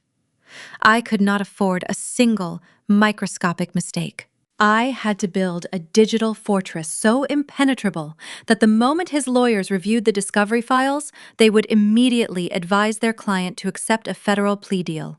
I dedicated the next 48 hours to weaving the fragmented pieces of his criminal enterprise into a cohesive, undeniable narrative. I divided my workstation into 3 distinct operational sectors. The first sector focused entirely on the real estate fraud. I took the digitized county property records, containing the $300,000 second mortgage, and ran a comparative digital ink analysis against my actual verified signature. I attached the geolocational data from Gavin's phone, placing him at the exact office of the rogue notary public on the afternoon the deed was executed. This proved, beyond a shadow of a doubt, that he had orchestrated the identity theft and committed bank fraud to illegally extract the equity from my home. The second sector of my investigation targeted the blatant securities fraud. I placed Gavin's glowing Series A pitch deck side by side with the raw internal database files I had mirrored from his local servers. I created highly detailed flowcharts demonstrating exactly how he had artificially inflated the user acquisition metrics. I highlighted the completely fabricated corporate partnerships he had listed in his executive summary, proving that his startup was a hollow, financially insolvent shell. This section was specifically designed to demonstrate that he was actively soliciting $10 million from institutional investors under deliberately false pretenses. The third and most damning sector tracked the massive embezzlement pipeline. This was the beating heart of the entire criminal operation. I mapped out the complex web of Delaware shell companies registered to Siena, linking them directly to the stolen seed capital. I matched every single fraudulent invoice categorized as marketing expenses to the outgoing bank wires. Then I cross-referenced those specific monetary transfers with the receipts from luxury car dealerships, high-end jewelers, and exclusive travel agencies. I paired the financial data with the high-resolution screenshots I had captured from Siena's public social media accounts. The timeline was absolute perfection. The investors wired money to the startup, Gavin wired the money to Siena, and Siena instantly converted the stolen capital into designer handbags and exotic vacations. I merged these three distinct sectors into a massive, highly organized master dossier. The final document was exactly 500 pages long. It included an executive summary, an index of digital exhibits, and a meticulous timeline of the entire criminal conspiracy. I compiled the evidence with cold, clinical objectivity. I removed all emotion from the text, presenting the facts with the chilling precision of a federal prosecutor. I exported the master dossier into an encrypted secured file format, generating a unique access key that would record the exact moment the file was opened. Filing this mountain of evidence in a standard family court would have been a catastrophic waste of leverage. Family court judges are equipped to handle alimony disputes, child custody arrangements, and the division of standard marital assets. They are absolutely not equipped to handle complex, multi-million-dollar corporate embezzlement schemes. If I simply handed this dossier to a divorce judge, Gavin's attorneys would immediately petition to seal the records, classifying them as private, marital, financial disputes. They would try to bury the crimes behind closed doors and offer me a generous settlement to buy my permanent silence.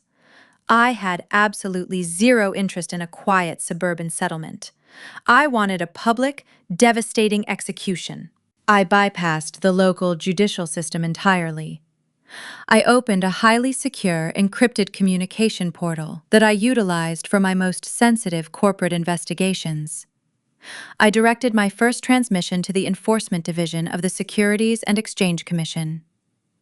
The SEC aggressively pursues executives who defraud institutional investors. I attached the 500-page master dossier outlining the fabricated Series A pitch deck and the deliberate falsification of user metrics. I hit send, watching the progress bar confirm the secure delivery to the federal servers. I immediately opened a second encrypted portal, this one routing directly to the Criminal Investigation Division of the Internal Revenue Service.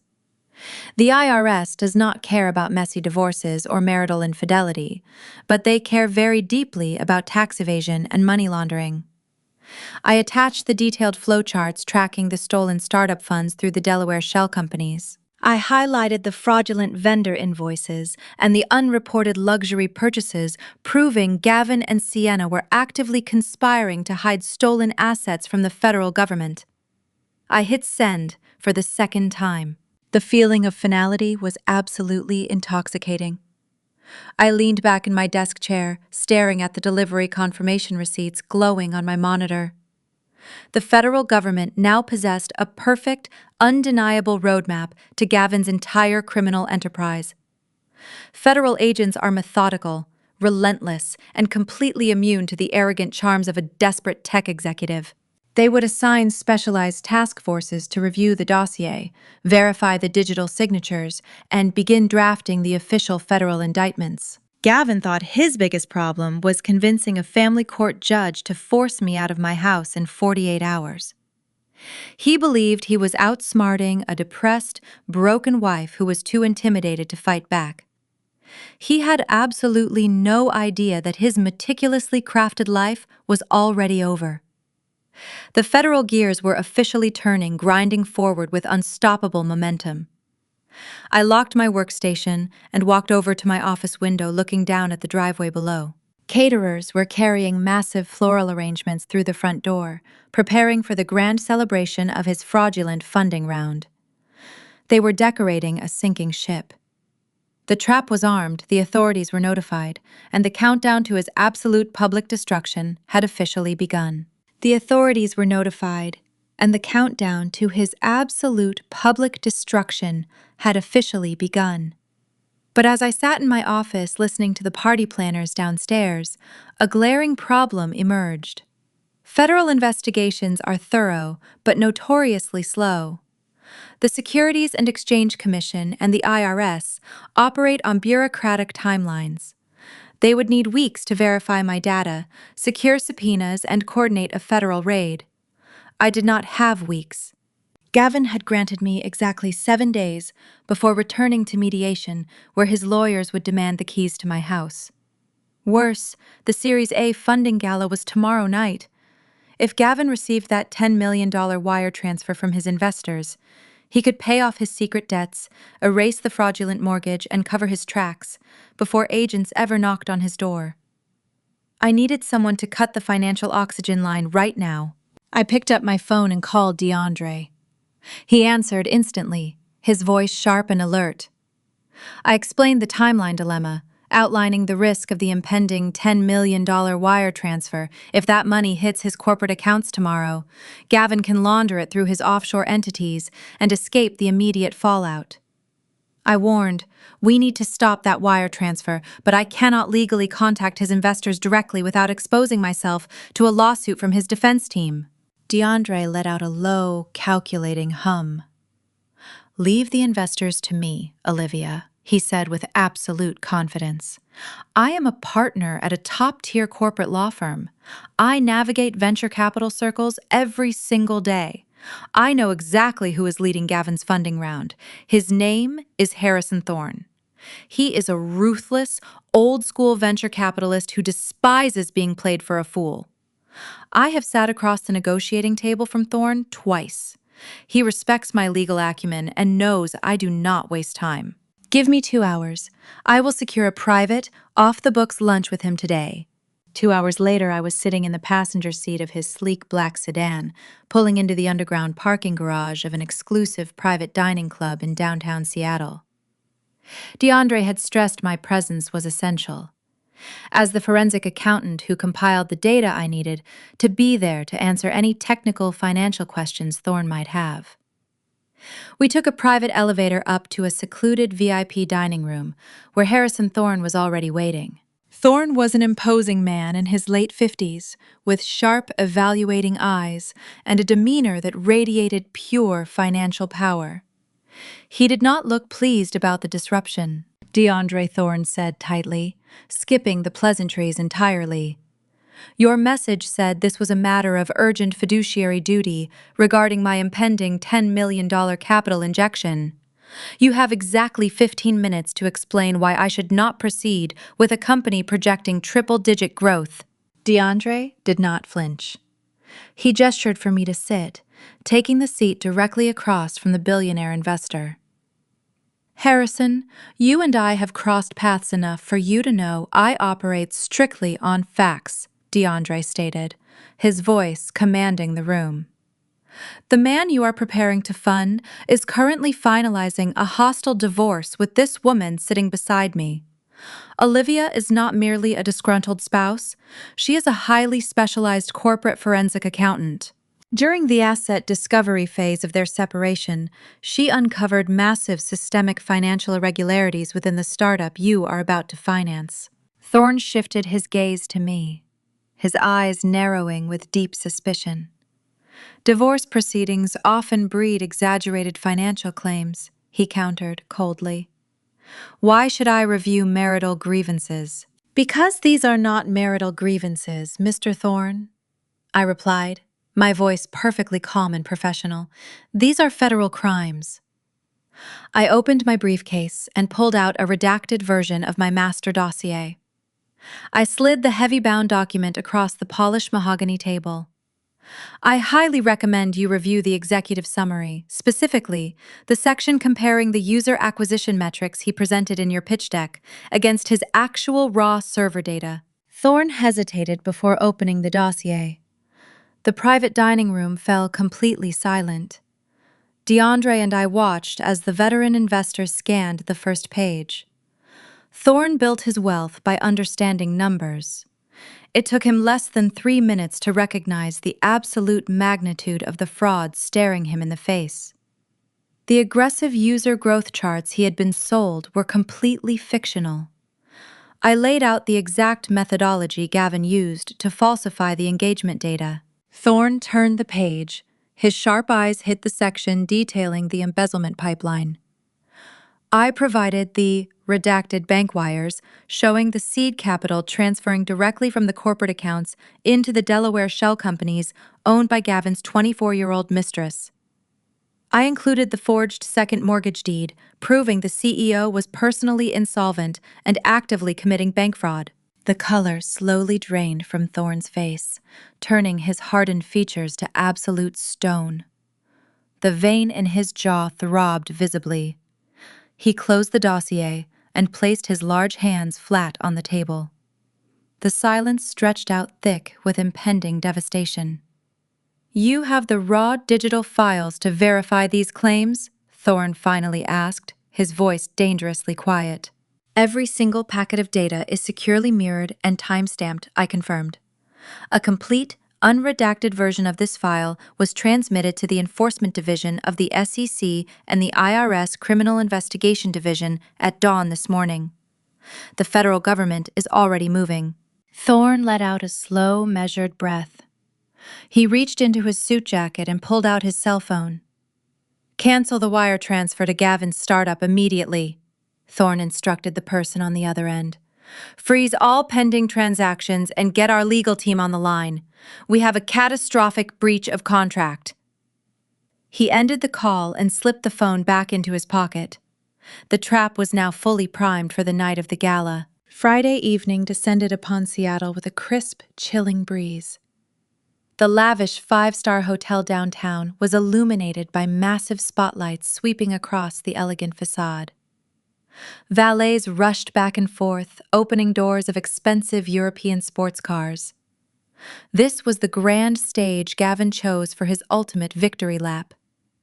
He rented the entire ballroom to celebrate a Series A funding round that was officially dead. He was currently standing inside that opulent building, drinking premium champagne, fully convinced his financial crimes were safely buried. My driver pulled up to the curb, coming to a smooth halt. He opened my door, offering his hand. I stepped onto the pavement, leaving the ghost of the defeated wife entirely behind me. I was absolutely not wearing the oversized beige sweater or the baggy sweatpants from the mediation room. I stripped away the pathetic disguise the moment I finalized my federal evidence dossier. Tonight, I was dressed for a corporate execution. I stepped out of the vehicle, wearing a stunning, custom-tailored emerald green silk gown.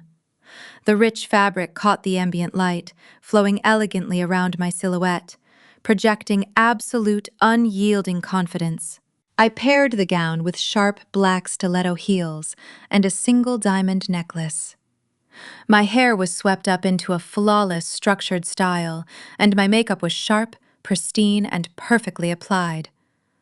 I did not look like a weeping, discarded spouse. I looked exactly like a highly specialized forensic accountant, preparing to tear a fraudulent empire down to its very foundation. I walked through the revolving doors and strode purposefully into the grand lobby. The air was thick with the scent of expensive perfume and imported floral arrangements, paid for entirely by stolen venture capital seed money. I bypassed the registration tables and moved toward the towering double doors of the main ballroom. Two event coordinators tried to step in my path, but I flashed them a cold, authoritative smile and walked right past them. I pushed open the heavy doors and stepped into the venue.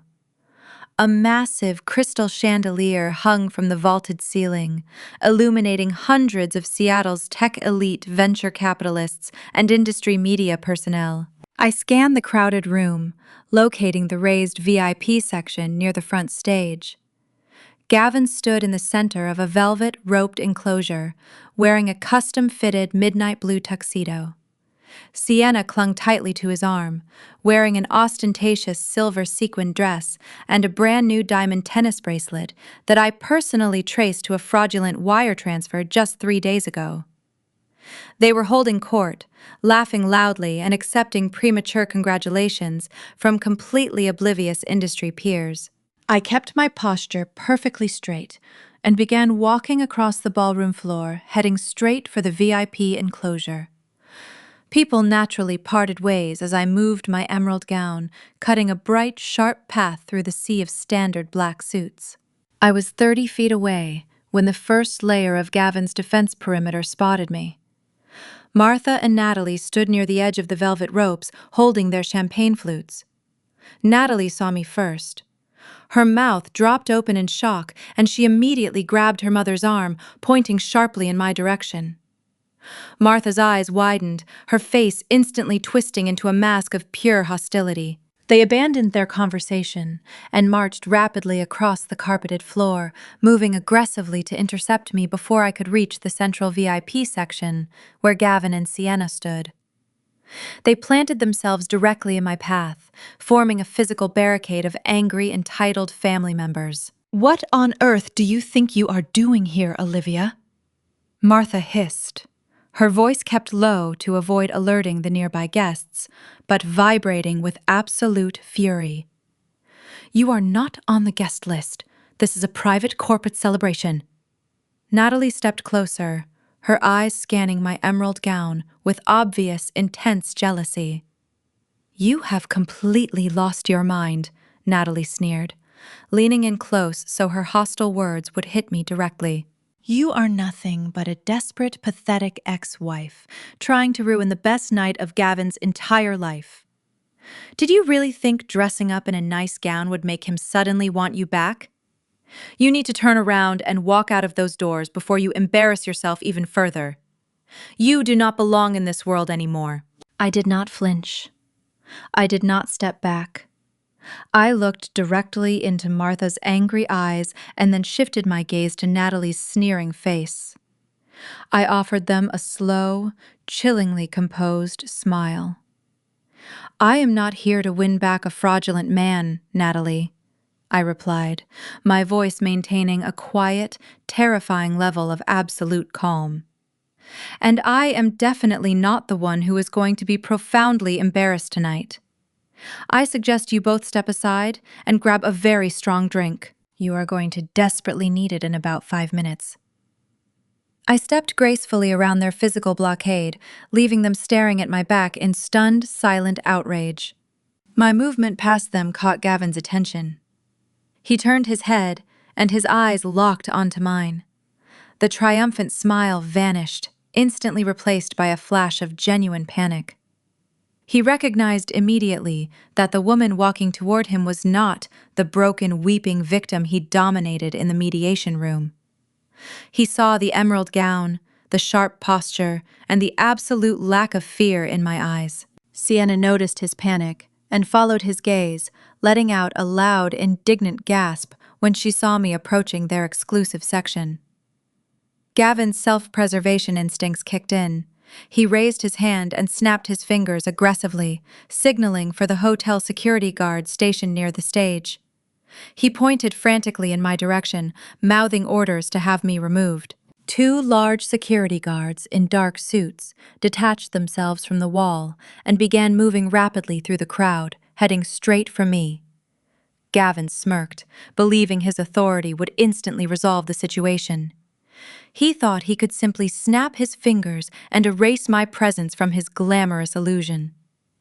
I stopped walking and planted my stilettos firmly into the carpet directly in front of the VIP section. I did not attempt to run. I did not raise my voice to argue. I simply folded my hands in front of my gown, maintained my cold, confident smile, and held my ground.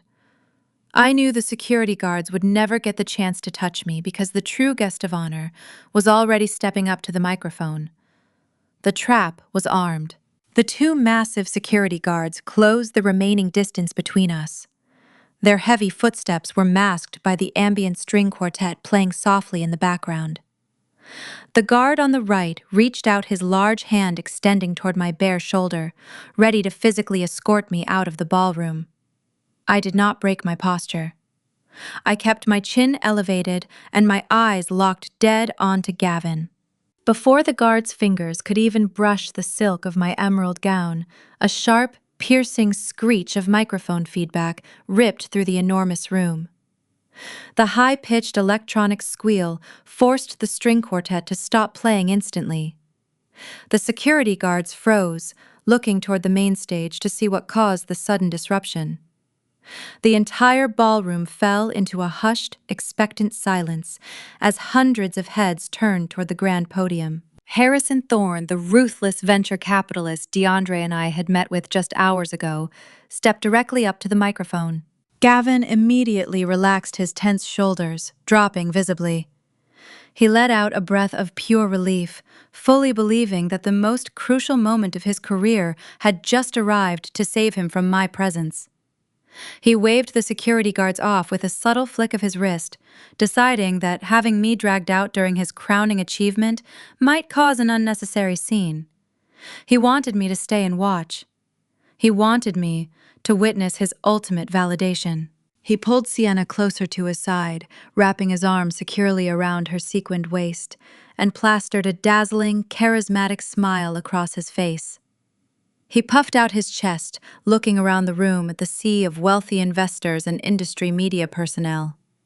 He was entirely ready to accept his coronation as Seattle's newest technology billionaire. He thought Thorne was about to sing his praises and validate every single lie he had ever told. Harrison Thorne adjusted the microphone stand with slow, deliberate precision. He did not look at the crowd. He looked directly at the VIP section, locking his hardened gaze entirely on Gavin. The silence in the room became incredibly heavy, thick with a strange tension that the guests could not quite understand yet. "Good evening," Thorne began, his voice a low, booming baritone that commanded absolute authority. "We are gathered here tonight to celebrate the closing of a Series A funding round, a round designed to propel this startup into the upper echelon of the artificial intelligence logistics sector." Gavin beamed, his smile growing even wider. He nodded graciously to the people standing near him, soaking in the anticipated glory. Martha and William, who were standing just a few feet away from me, began clapping softly, preemptively celebrating their golden child. Thorne leaned closer to the microphone, his expression turning into a mask of pure, unfiltered disdain. "I was supposed to wire $10 million to this company tomorrow morning," Thorne stated, his words echoing sharply off the vaulted ceiling. "Instead, I am announcing my immediate, absolute withdrawal from this venture. Furthermore, I am announcing the filing of a massive civil suit against the CEO for systemic fraud and the deliberate gross falsification of financial metrics." The ballroom did not just gasp. It exploded. A shockwave of pure pandemonium ripped through the crowd of elite investors and corporate executives. Crystal champagne glasses shattered against the hardwood floor as people dropped their drinks in absolute disbelief. The frantic buzzing of hundreds of conversations erupted simultaneously. Tech journalists scrambled for their phones, frantically typing out breaking news alerts. Venture capitalists, who had already invested initial seed money, began shouting, demanding answers, and pulling out their devices to contact their legal teams. It was a complete, instantaneous corporate massacre broadcast live in high definition. I watched Gavin's face as the words struck him. The transition was a masterpiece of psychological destruction. His dazzling, charismatic smile did not just fade, it shattered into a million irreparable pieces. The blood drained from his face so rapidly, he turned a sickly ashen gray. His jaw went slack, and his eyes widened in sheer, unadulterated terror. He dropped his arm from Sienna's waist, as if he had forgotten she even existed. Sienna stood beside him, frozen in shock, her hands clutching her stolen diamond necklace, as the hostile stares of the entire ballroom suddenly turned toward their VIP enclosure. Gavin stumbled forward, pushing past the velvet ropes. He scrambled toward the stage, his polished tuxedo suddenly looking like a clown suit. This was not happening. This could not be happening. In his mind, he had outsmarted everyone. He had secured the money. He had beaten me in the mediation room. He lunged up the stage stairs, his dress shoes slipping slightly on the polished wood. Thorne simply stepped back from the podium, yielding the floor with a look of supreme disgust. He had delivered the fatal blow and had no interest in watching the corpse twitch. "Wait!" Gavin yelled, grabbing the microphone stand with both hands. His voice was frantic, breathless, and stripped of all its former arrogant charm. "This is a massive misunderstanding. Please, everyone, remain calm. My financial data is completely secure. The metrics are solid. There is a hostile party actively trying to sabotage my enterprise with fabricated information." He looked directly at me, his eyes bulging with desperation. He pointed a shaking finger in my direction, trying to direct the angry mob toward the discarded wife. But no one was looking at me. They were looking at the man on stage, who was actively drowning in his own lies. The investors who had trusted him were shouting questions, demanding to know where their seed capital had gone.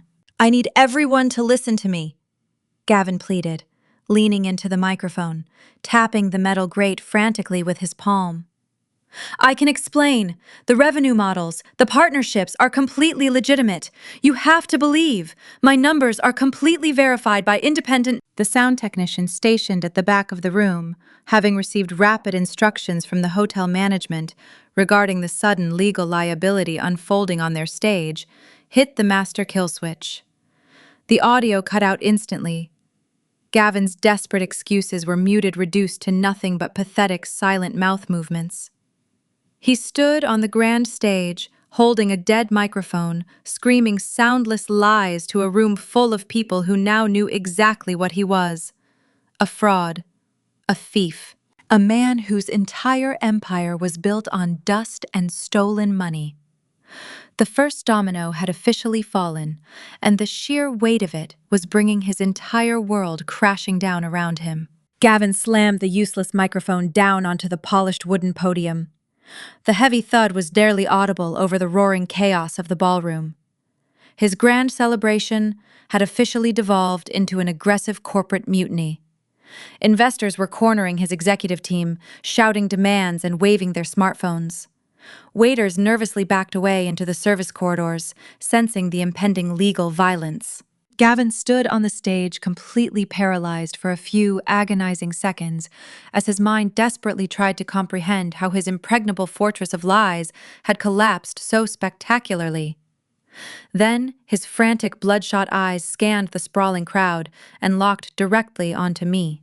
I was standing exactly where he had left me, anchored in my emerald gown, perfectly illuminated by the ambient glow of the chandeliers. I did not break eye contact. I watched the realization wash over his face. He knew Harrison Thorne did not possess the technical capability to uncover the shell companies and the forged user metrics overnight.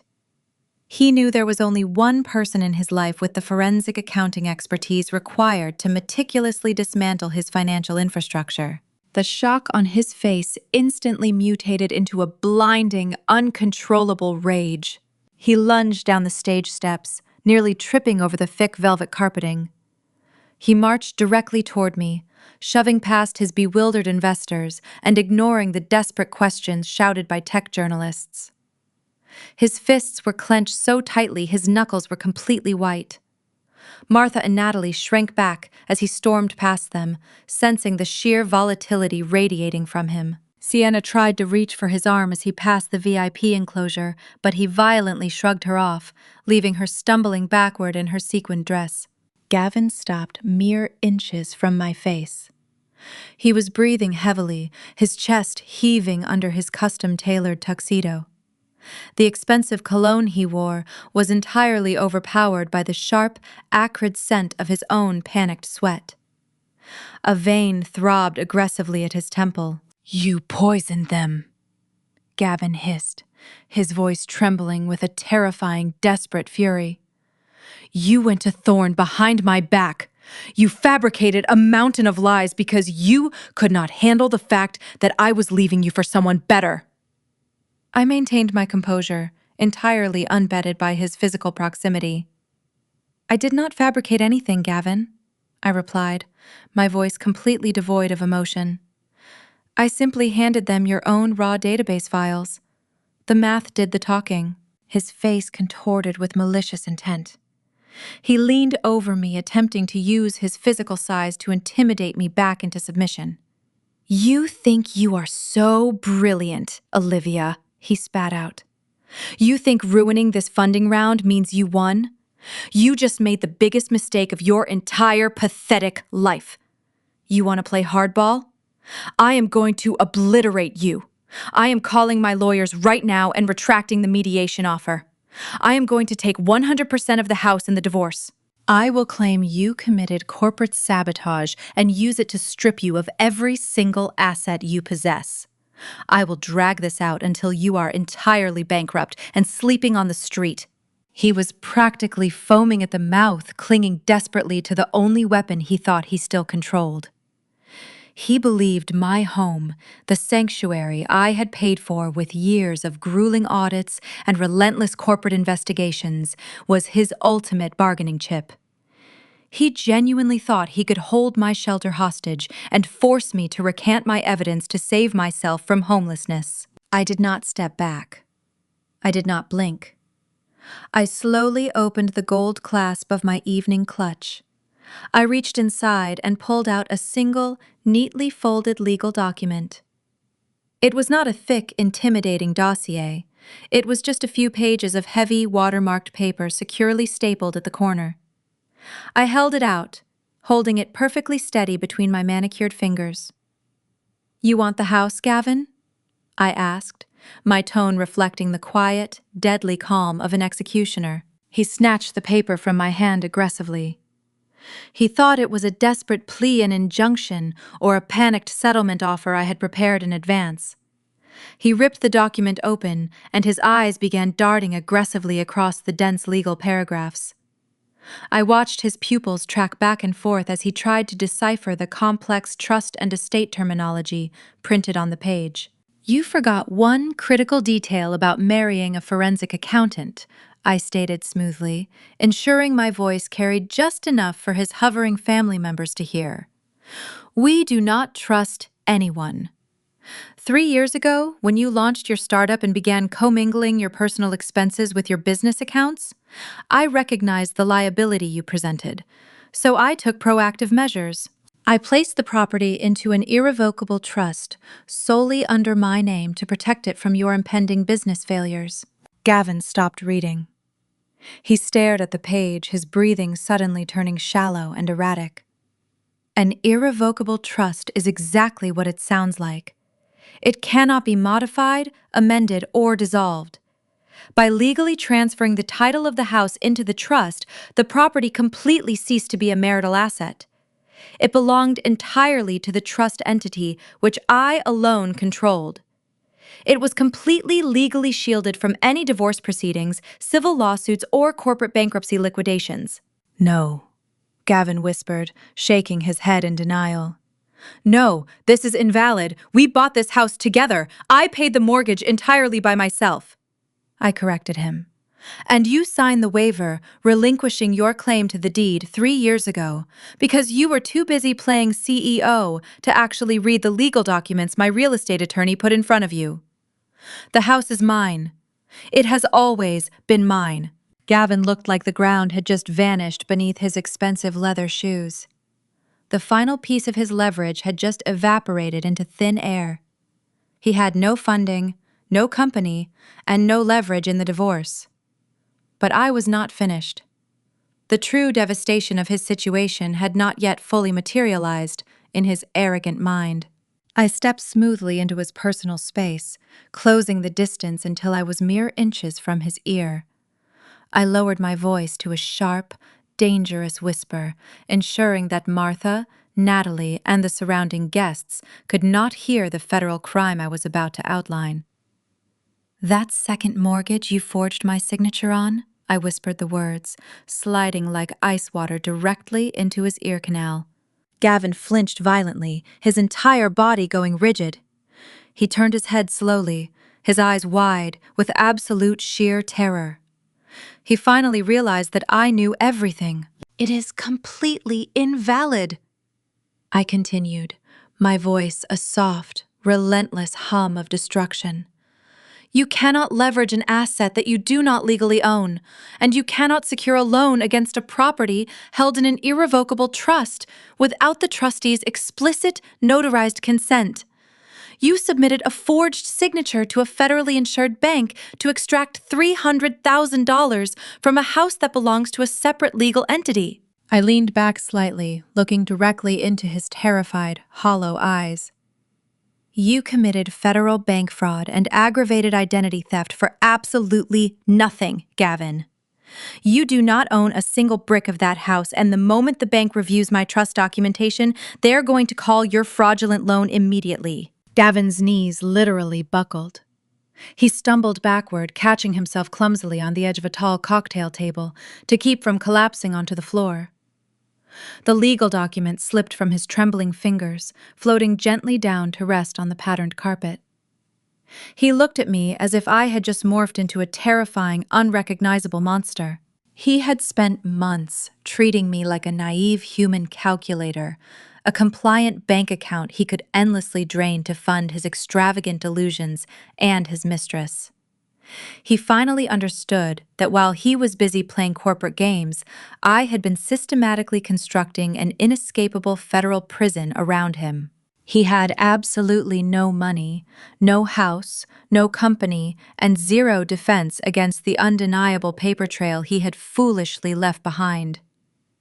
He opened his mouth to speak, to beg, or to negotiate, but his vocal cords completely failed him. The reality of his impending federal incarceration crushed the last remaining ounce of arrogance from his body. I simply smiled, smoothing the silk of my emerald gown, entirely ready for the grand finale to begin. Before Gavin could muster a single word of defense through his paralyzed vocal cords, Sienna shoved her way past his stunned parents. Her sequined dress caught the harsh light of the chandeliers as she staggered forward, her face twisted into an ugly mask of pure panic. She ignored my presence completely, grabbing Gavin by the lapels of his expensive custom tuxedo. Her acrylic nails dug into the dark fabric as she shook his shoulders aggressively. "Gavin, what is happening?" Sienna shrieked, her voice echoing shrilly in the tense silence of the VIP enclosure.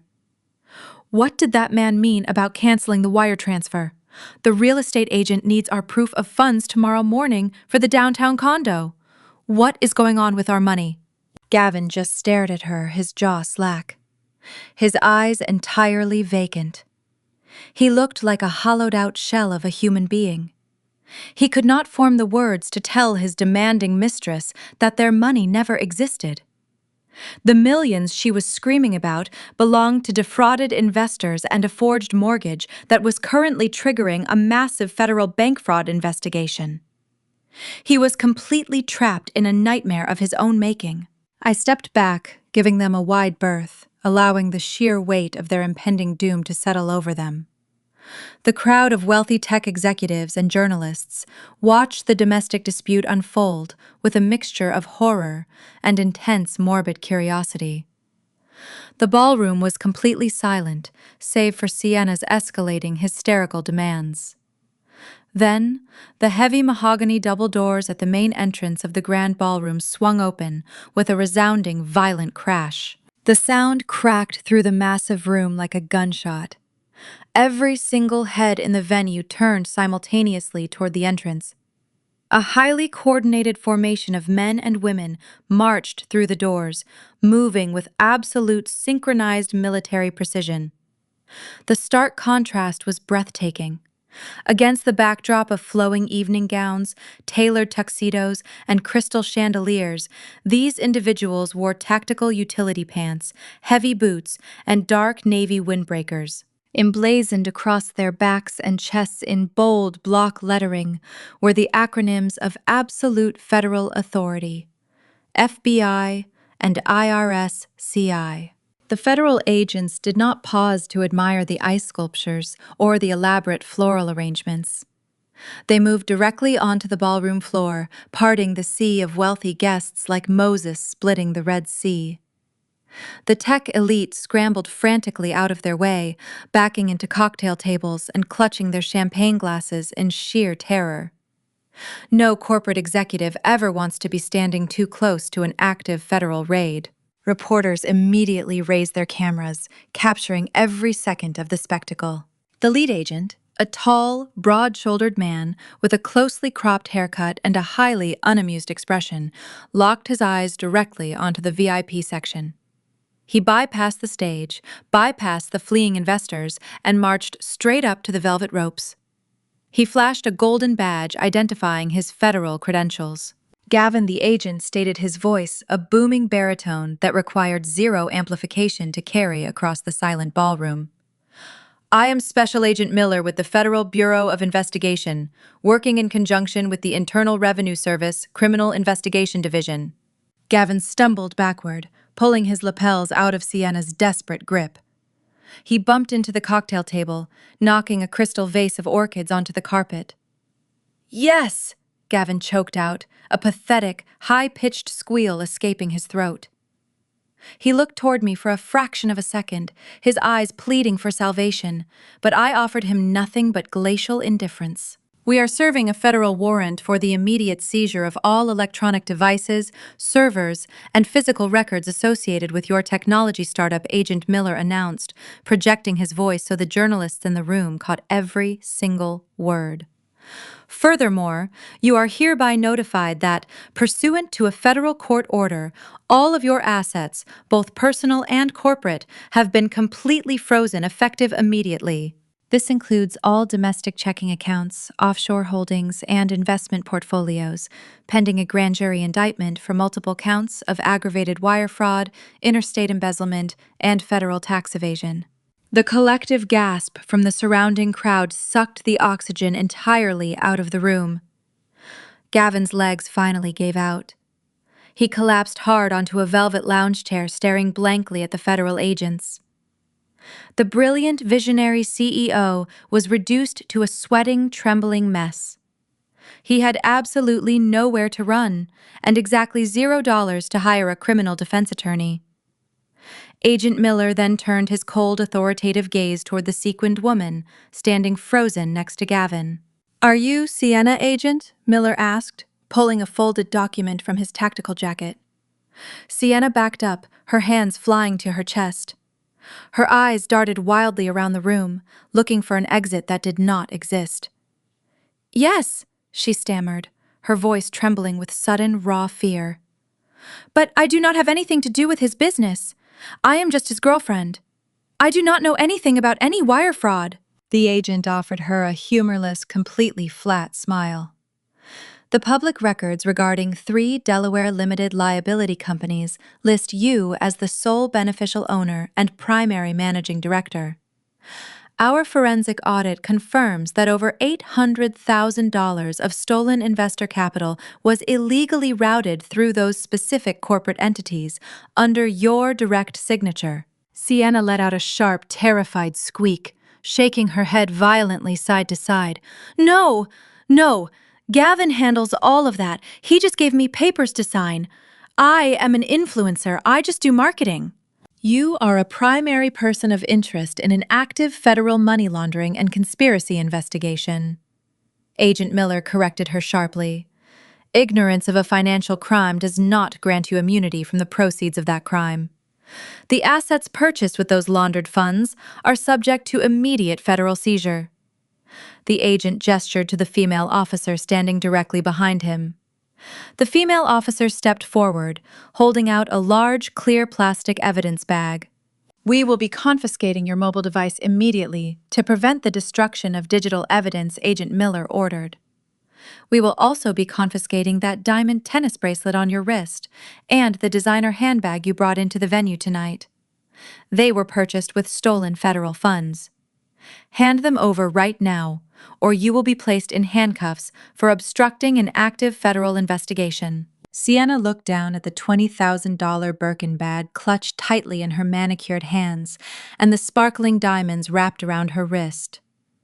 The glamorous, luxurious illusion she had ruthlessly built for her social media followers was being stripped away in front of Seattle's elite. She looked at Gavin, begging him to intervene, begging him to protect her.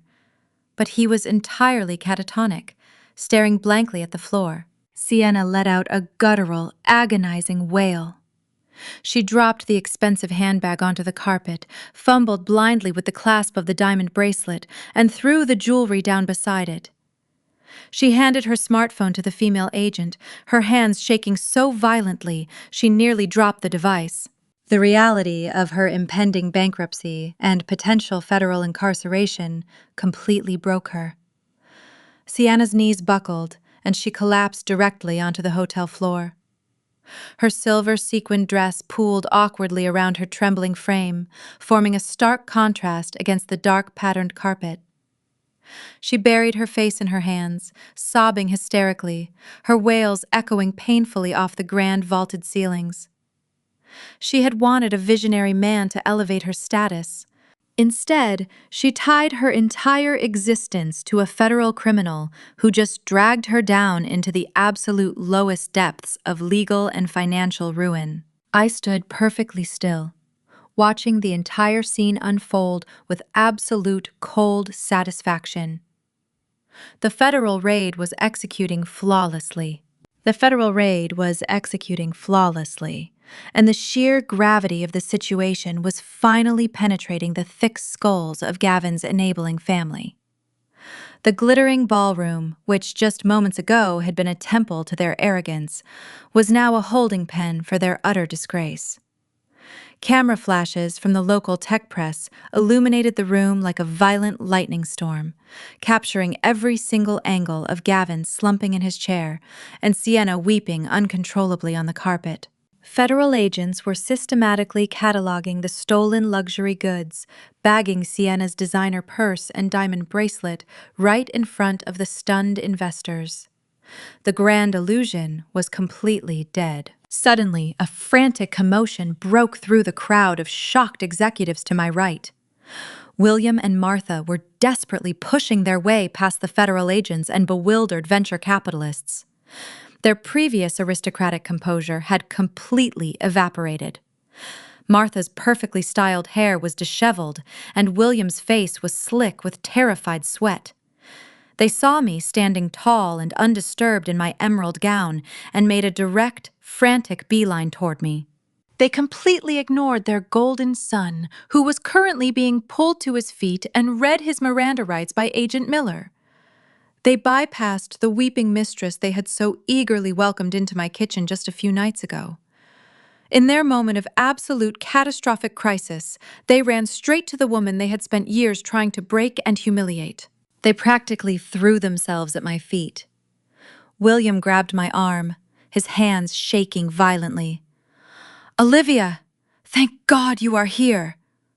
William gasped, out his voice completely stripped of its usual pompous authority.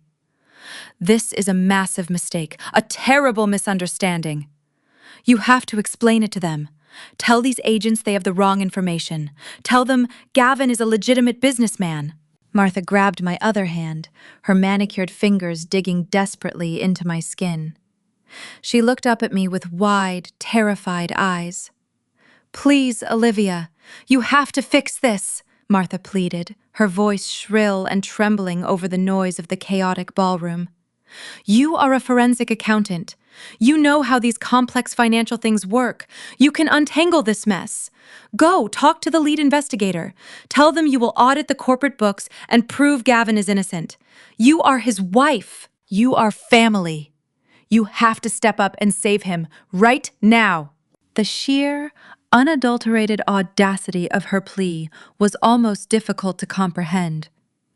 2 days ago, she stood in my kitchen loudly proclaiming that I was a barren, spreadsheet-obsessed calculator while praising Sienna for bringing vibrant energy into her son's life.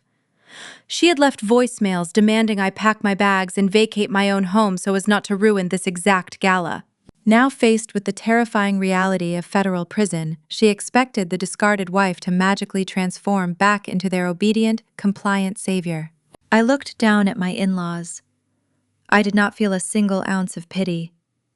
I felt nothing but pure ice in my veins. I deliberately pulled my arms out of their frantic grasps, taking a slow, measured step backward to physically distance myself from their sinking ship. I am not going to talk to the federal agents on his behalf, I stated, my voice cutting through their panic with absolute, glacial precision. I am one who gave them the evidence. William and Martha froze, staring at me as if I had just spoken to them in a dead language. They could not process the words. He gave me divorce papers last month. I continued, making sure my vocal projection carried clearly over the noise of the ballroom. He forged my signature to steal equity from my home to fund his mistress, and you both cheered him on.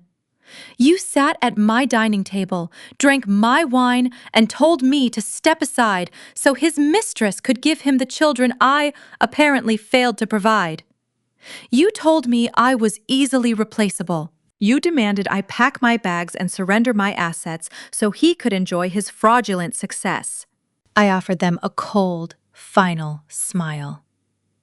Well, I took your advice. I stepped aside. He is all yours now. Go find another table to cry at because I am no longer family. Martha let out a strangled, horrified gasp, covering her mouth with both hands as the devastating reality finally crashed down upon her. William staggered backward, physically recoiling from the absolute finality of my words. They finally understood that the bridge was not just burned. It had been rigged with high explosives and blown completely to dust. You vindictive witch! A voice shrieked from behind them. Natalie came charging through the crowd, her face contorted into a mask of pure, unhinged rage. She shoved past her paralyzed parents, raising her hands as if she was going to physically attack me. You set him up! Natalie screamed, her voice echoing wildly across the VIP section, drawing the stares of the federal agents. You orchestrated this entire raid because you were jealous. You could not handle that he found someone younger and better than you, so you destroyed his company. I am going to ruin you. I am going to have my husband sue you for every single penny you own. You are going to pay for tearing this family apart. She prepared to lunge forward, but a firm, heavy hand clamped down hard on her shoulder, stopping her dead in her tracks. Natalie froze, spinning around to face the person restraining her. DeAndre stepped out of the shadows of the crowd, moving with a quiet, commanding grace. He looked immaculate in his tailored suit, his expression completely devoid of any affection or tolerance for the woman he had married. He did not look at Gavin or his in-laws. He kept his dark, intelligent eyes locked entirely on Natalie. I told you I do not participate in circuses, DeAndre said calmly, releasing her shoulder and taking a deliberate step back. DeAndre, what are you doing? Natalie demanded, her voice wavering between anger and sudden confusion. You need to fix this. You need to call the partners at your firm and get Gavin out of this mess immediately. DeAndre reached into the interior breast pocket of his suit jacket. He pulled out a thick, sealed manila envelope and held it out toward her. Natalie stared at it, her breathing becoming shallow and erratic. She slowly reached out her trembling fingers, taking the envelope from his steady hand. "I am not calling anyone for your brother," DeAndre stated, his tone possessing the heavy finality of a judge delivering a permanent sentence. "Your family has made a career out of enabling fraud and celebrating cruelty. I refuse to let that toxicity infect my life for one more second." Natalie ripped the flap of the envelope open, pulling out the thick stack of legal documents inside. She scanned the first page, and all the color instantly drained from her face. Her lips parted in a silent, devastated scream. "These are divorce papers," DeAndre explained loudly enough for her parents to hear exactly what was happening. "My bags are already packed and my car is waiting outside. My lawyers will contact you on Monday. Do not ever call my phone again." He did not wait for her response. DeAndre gave me a single respectful nod of solidarity, turned on his heel, and walked gracefully out of the chaotic ballroom, leaving his toxic past entirely behind him. Natalie let out a devastating, shattered cry. The heavy legal documents slipped from her hands, scattering wildly across the floor. Her knees completely gave out beneath her. She dropped to the carpet, landing right next to her sobbing mother. William stood above them, his hands clutching his head as federal agents marched his handcuffed son past the velvet ropes. In less than 20 minutes, their entire arrogant dynasty had been completely, permanently eradicated. I turned my back on the wreckage of their lives and walked out of the grand ballroom.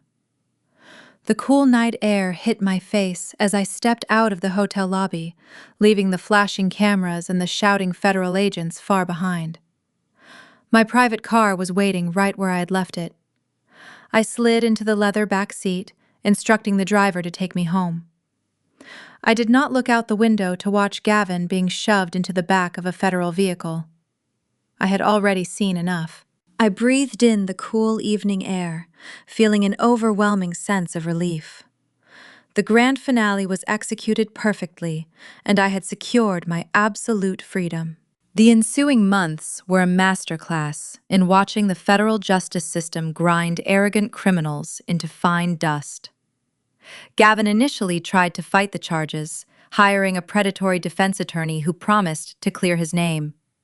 He quickly realized my 500-page forensic dossier was an impenetrable wall of hard facts. The prosecutors did not even have to work hard. They simply presented my digital evidence, the mirrored hard drives, the forged mortgage signatures, and the offshore routing numbers. Facing a potential 30-year sentence if he took the case to trial, Gavin's bravado completely evaporated. He folded like a cheap suit and accepted a federal plea deal. He was sentenced to 5 years in a minimum security federal penitentiary, followed by a decade of supervised release and a lifetime ban from serving as an executive of any publicly traded company. His brilliant tech career was officially dead. Sienna managed to avoid federal prison, but her punishment was perhaps exactly what she feared most. Because she was a named director on the Delaware shell companies, the authorities held her liable for the stolen investor funds. She was forced into immediate, catastrophic bankruptcy. Federal agents seized her luxury cars, her designer bags, her diamond tennis bracelets, and every single piece of high-end furniture in her possession. The most devastating blow for her, however, was the total seizure of her digital assets. A federal judge ordered her social media accounts, which she had spent years building into a lucrative brand, handed over to a court-appointed receiver. Her millions of followers watched as her glamorous lifestyle grid was replaced by sterile legal notices regarding asset liquidation to repay the defrauded venture capitalists. Last I heard, she was working a minimum wage retail job, completely stripped of her influencer status and her unearned wealth. William and Martha faced a slower but equally brutal downfall. Desperate to save their golden child from a lengthy prison sentence, they drained their massive retirement accounts to pay Gavin's exorbitant legal fees. When the liquid cash ran out, they were forced to take a reverse mortgage on their pristine suburban home. The financial strain completely shattered their carefully maintained aristocratic facade.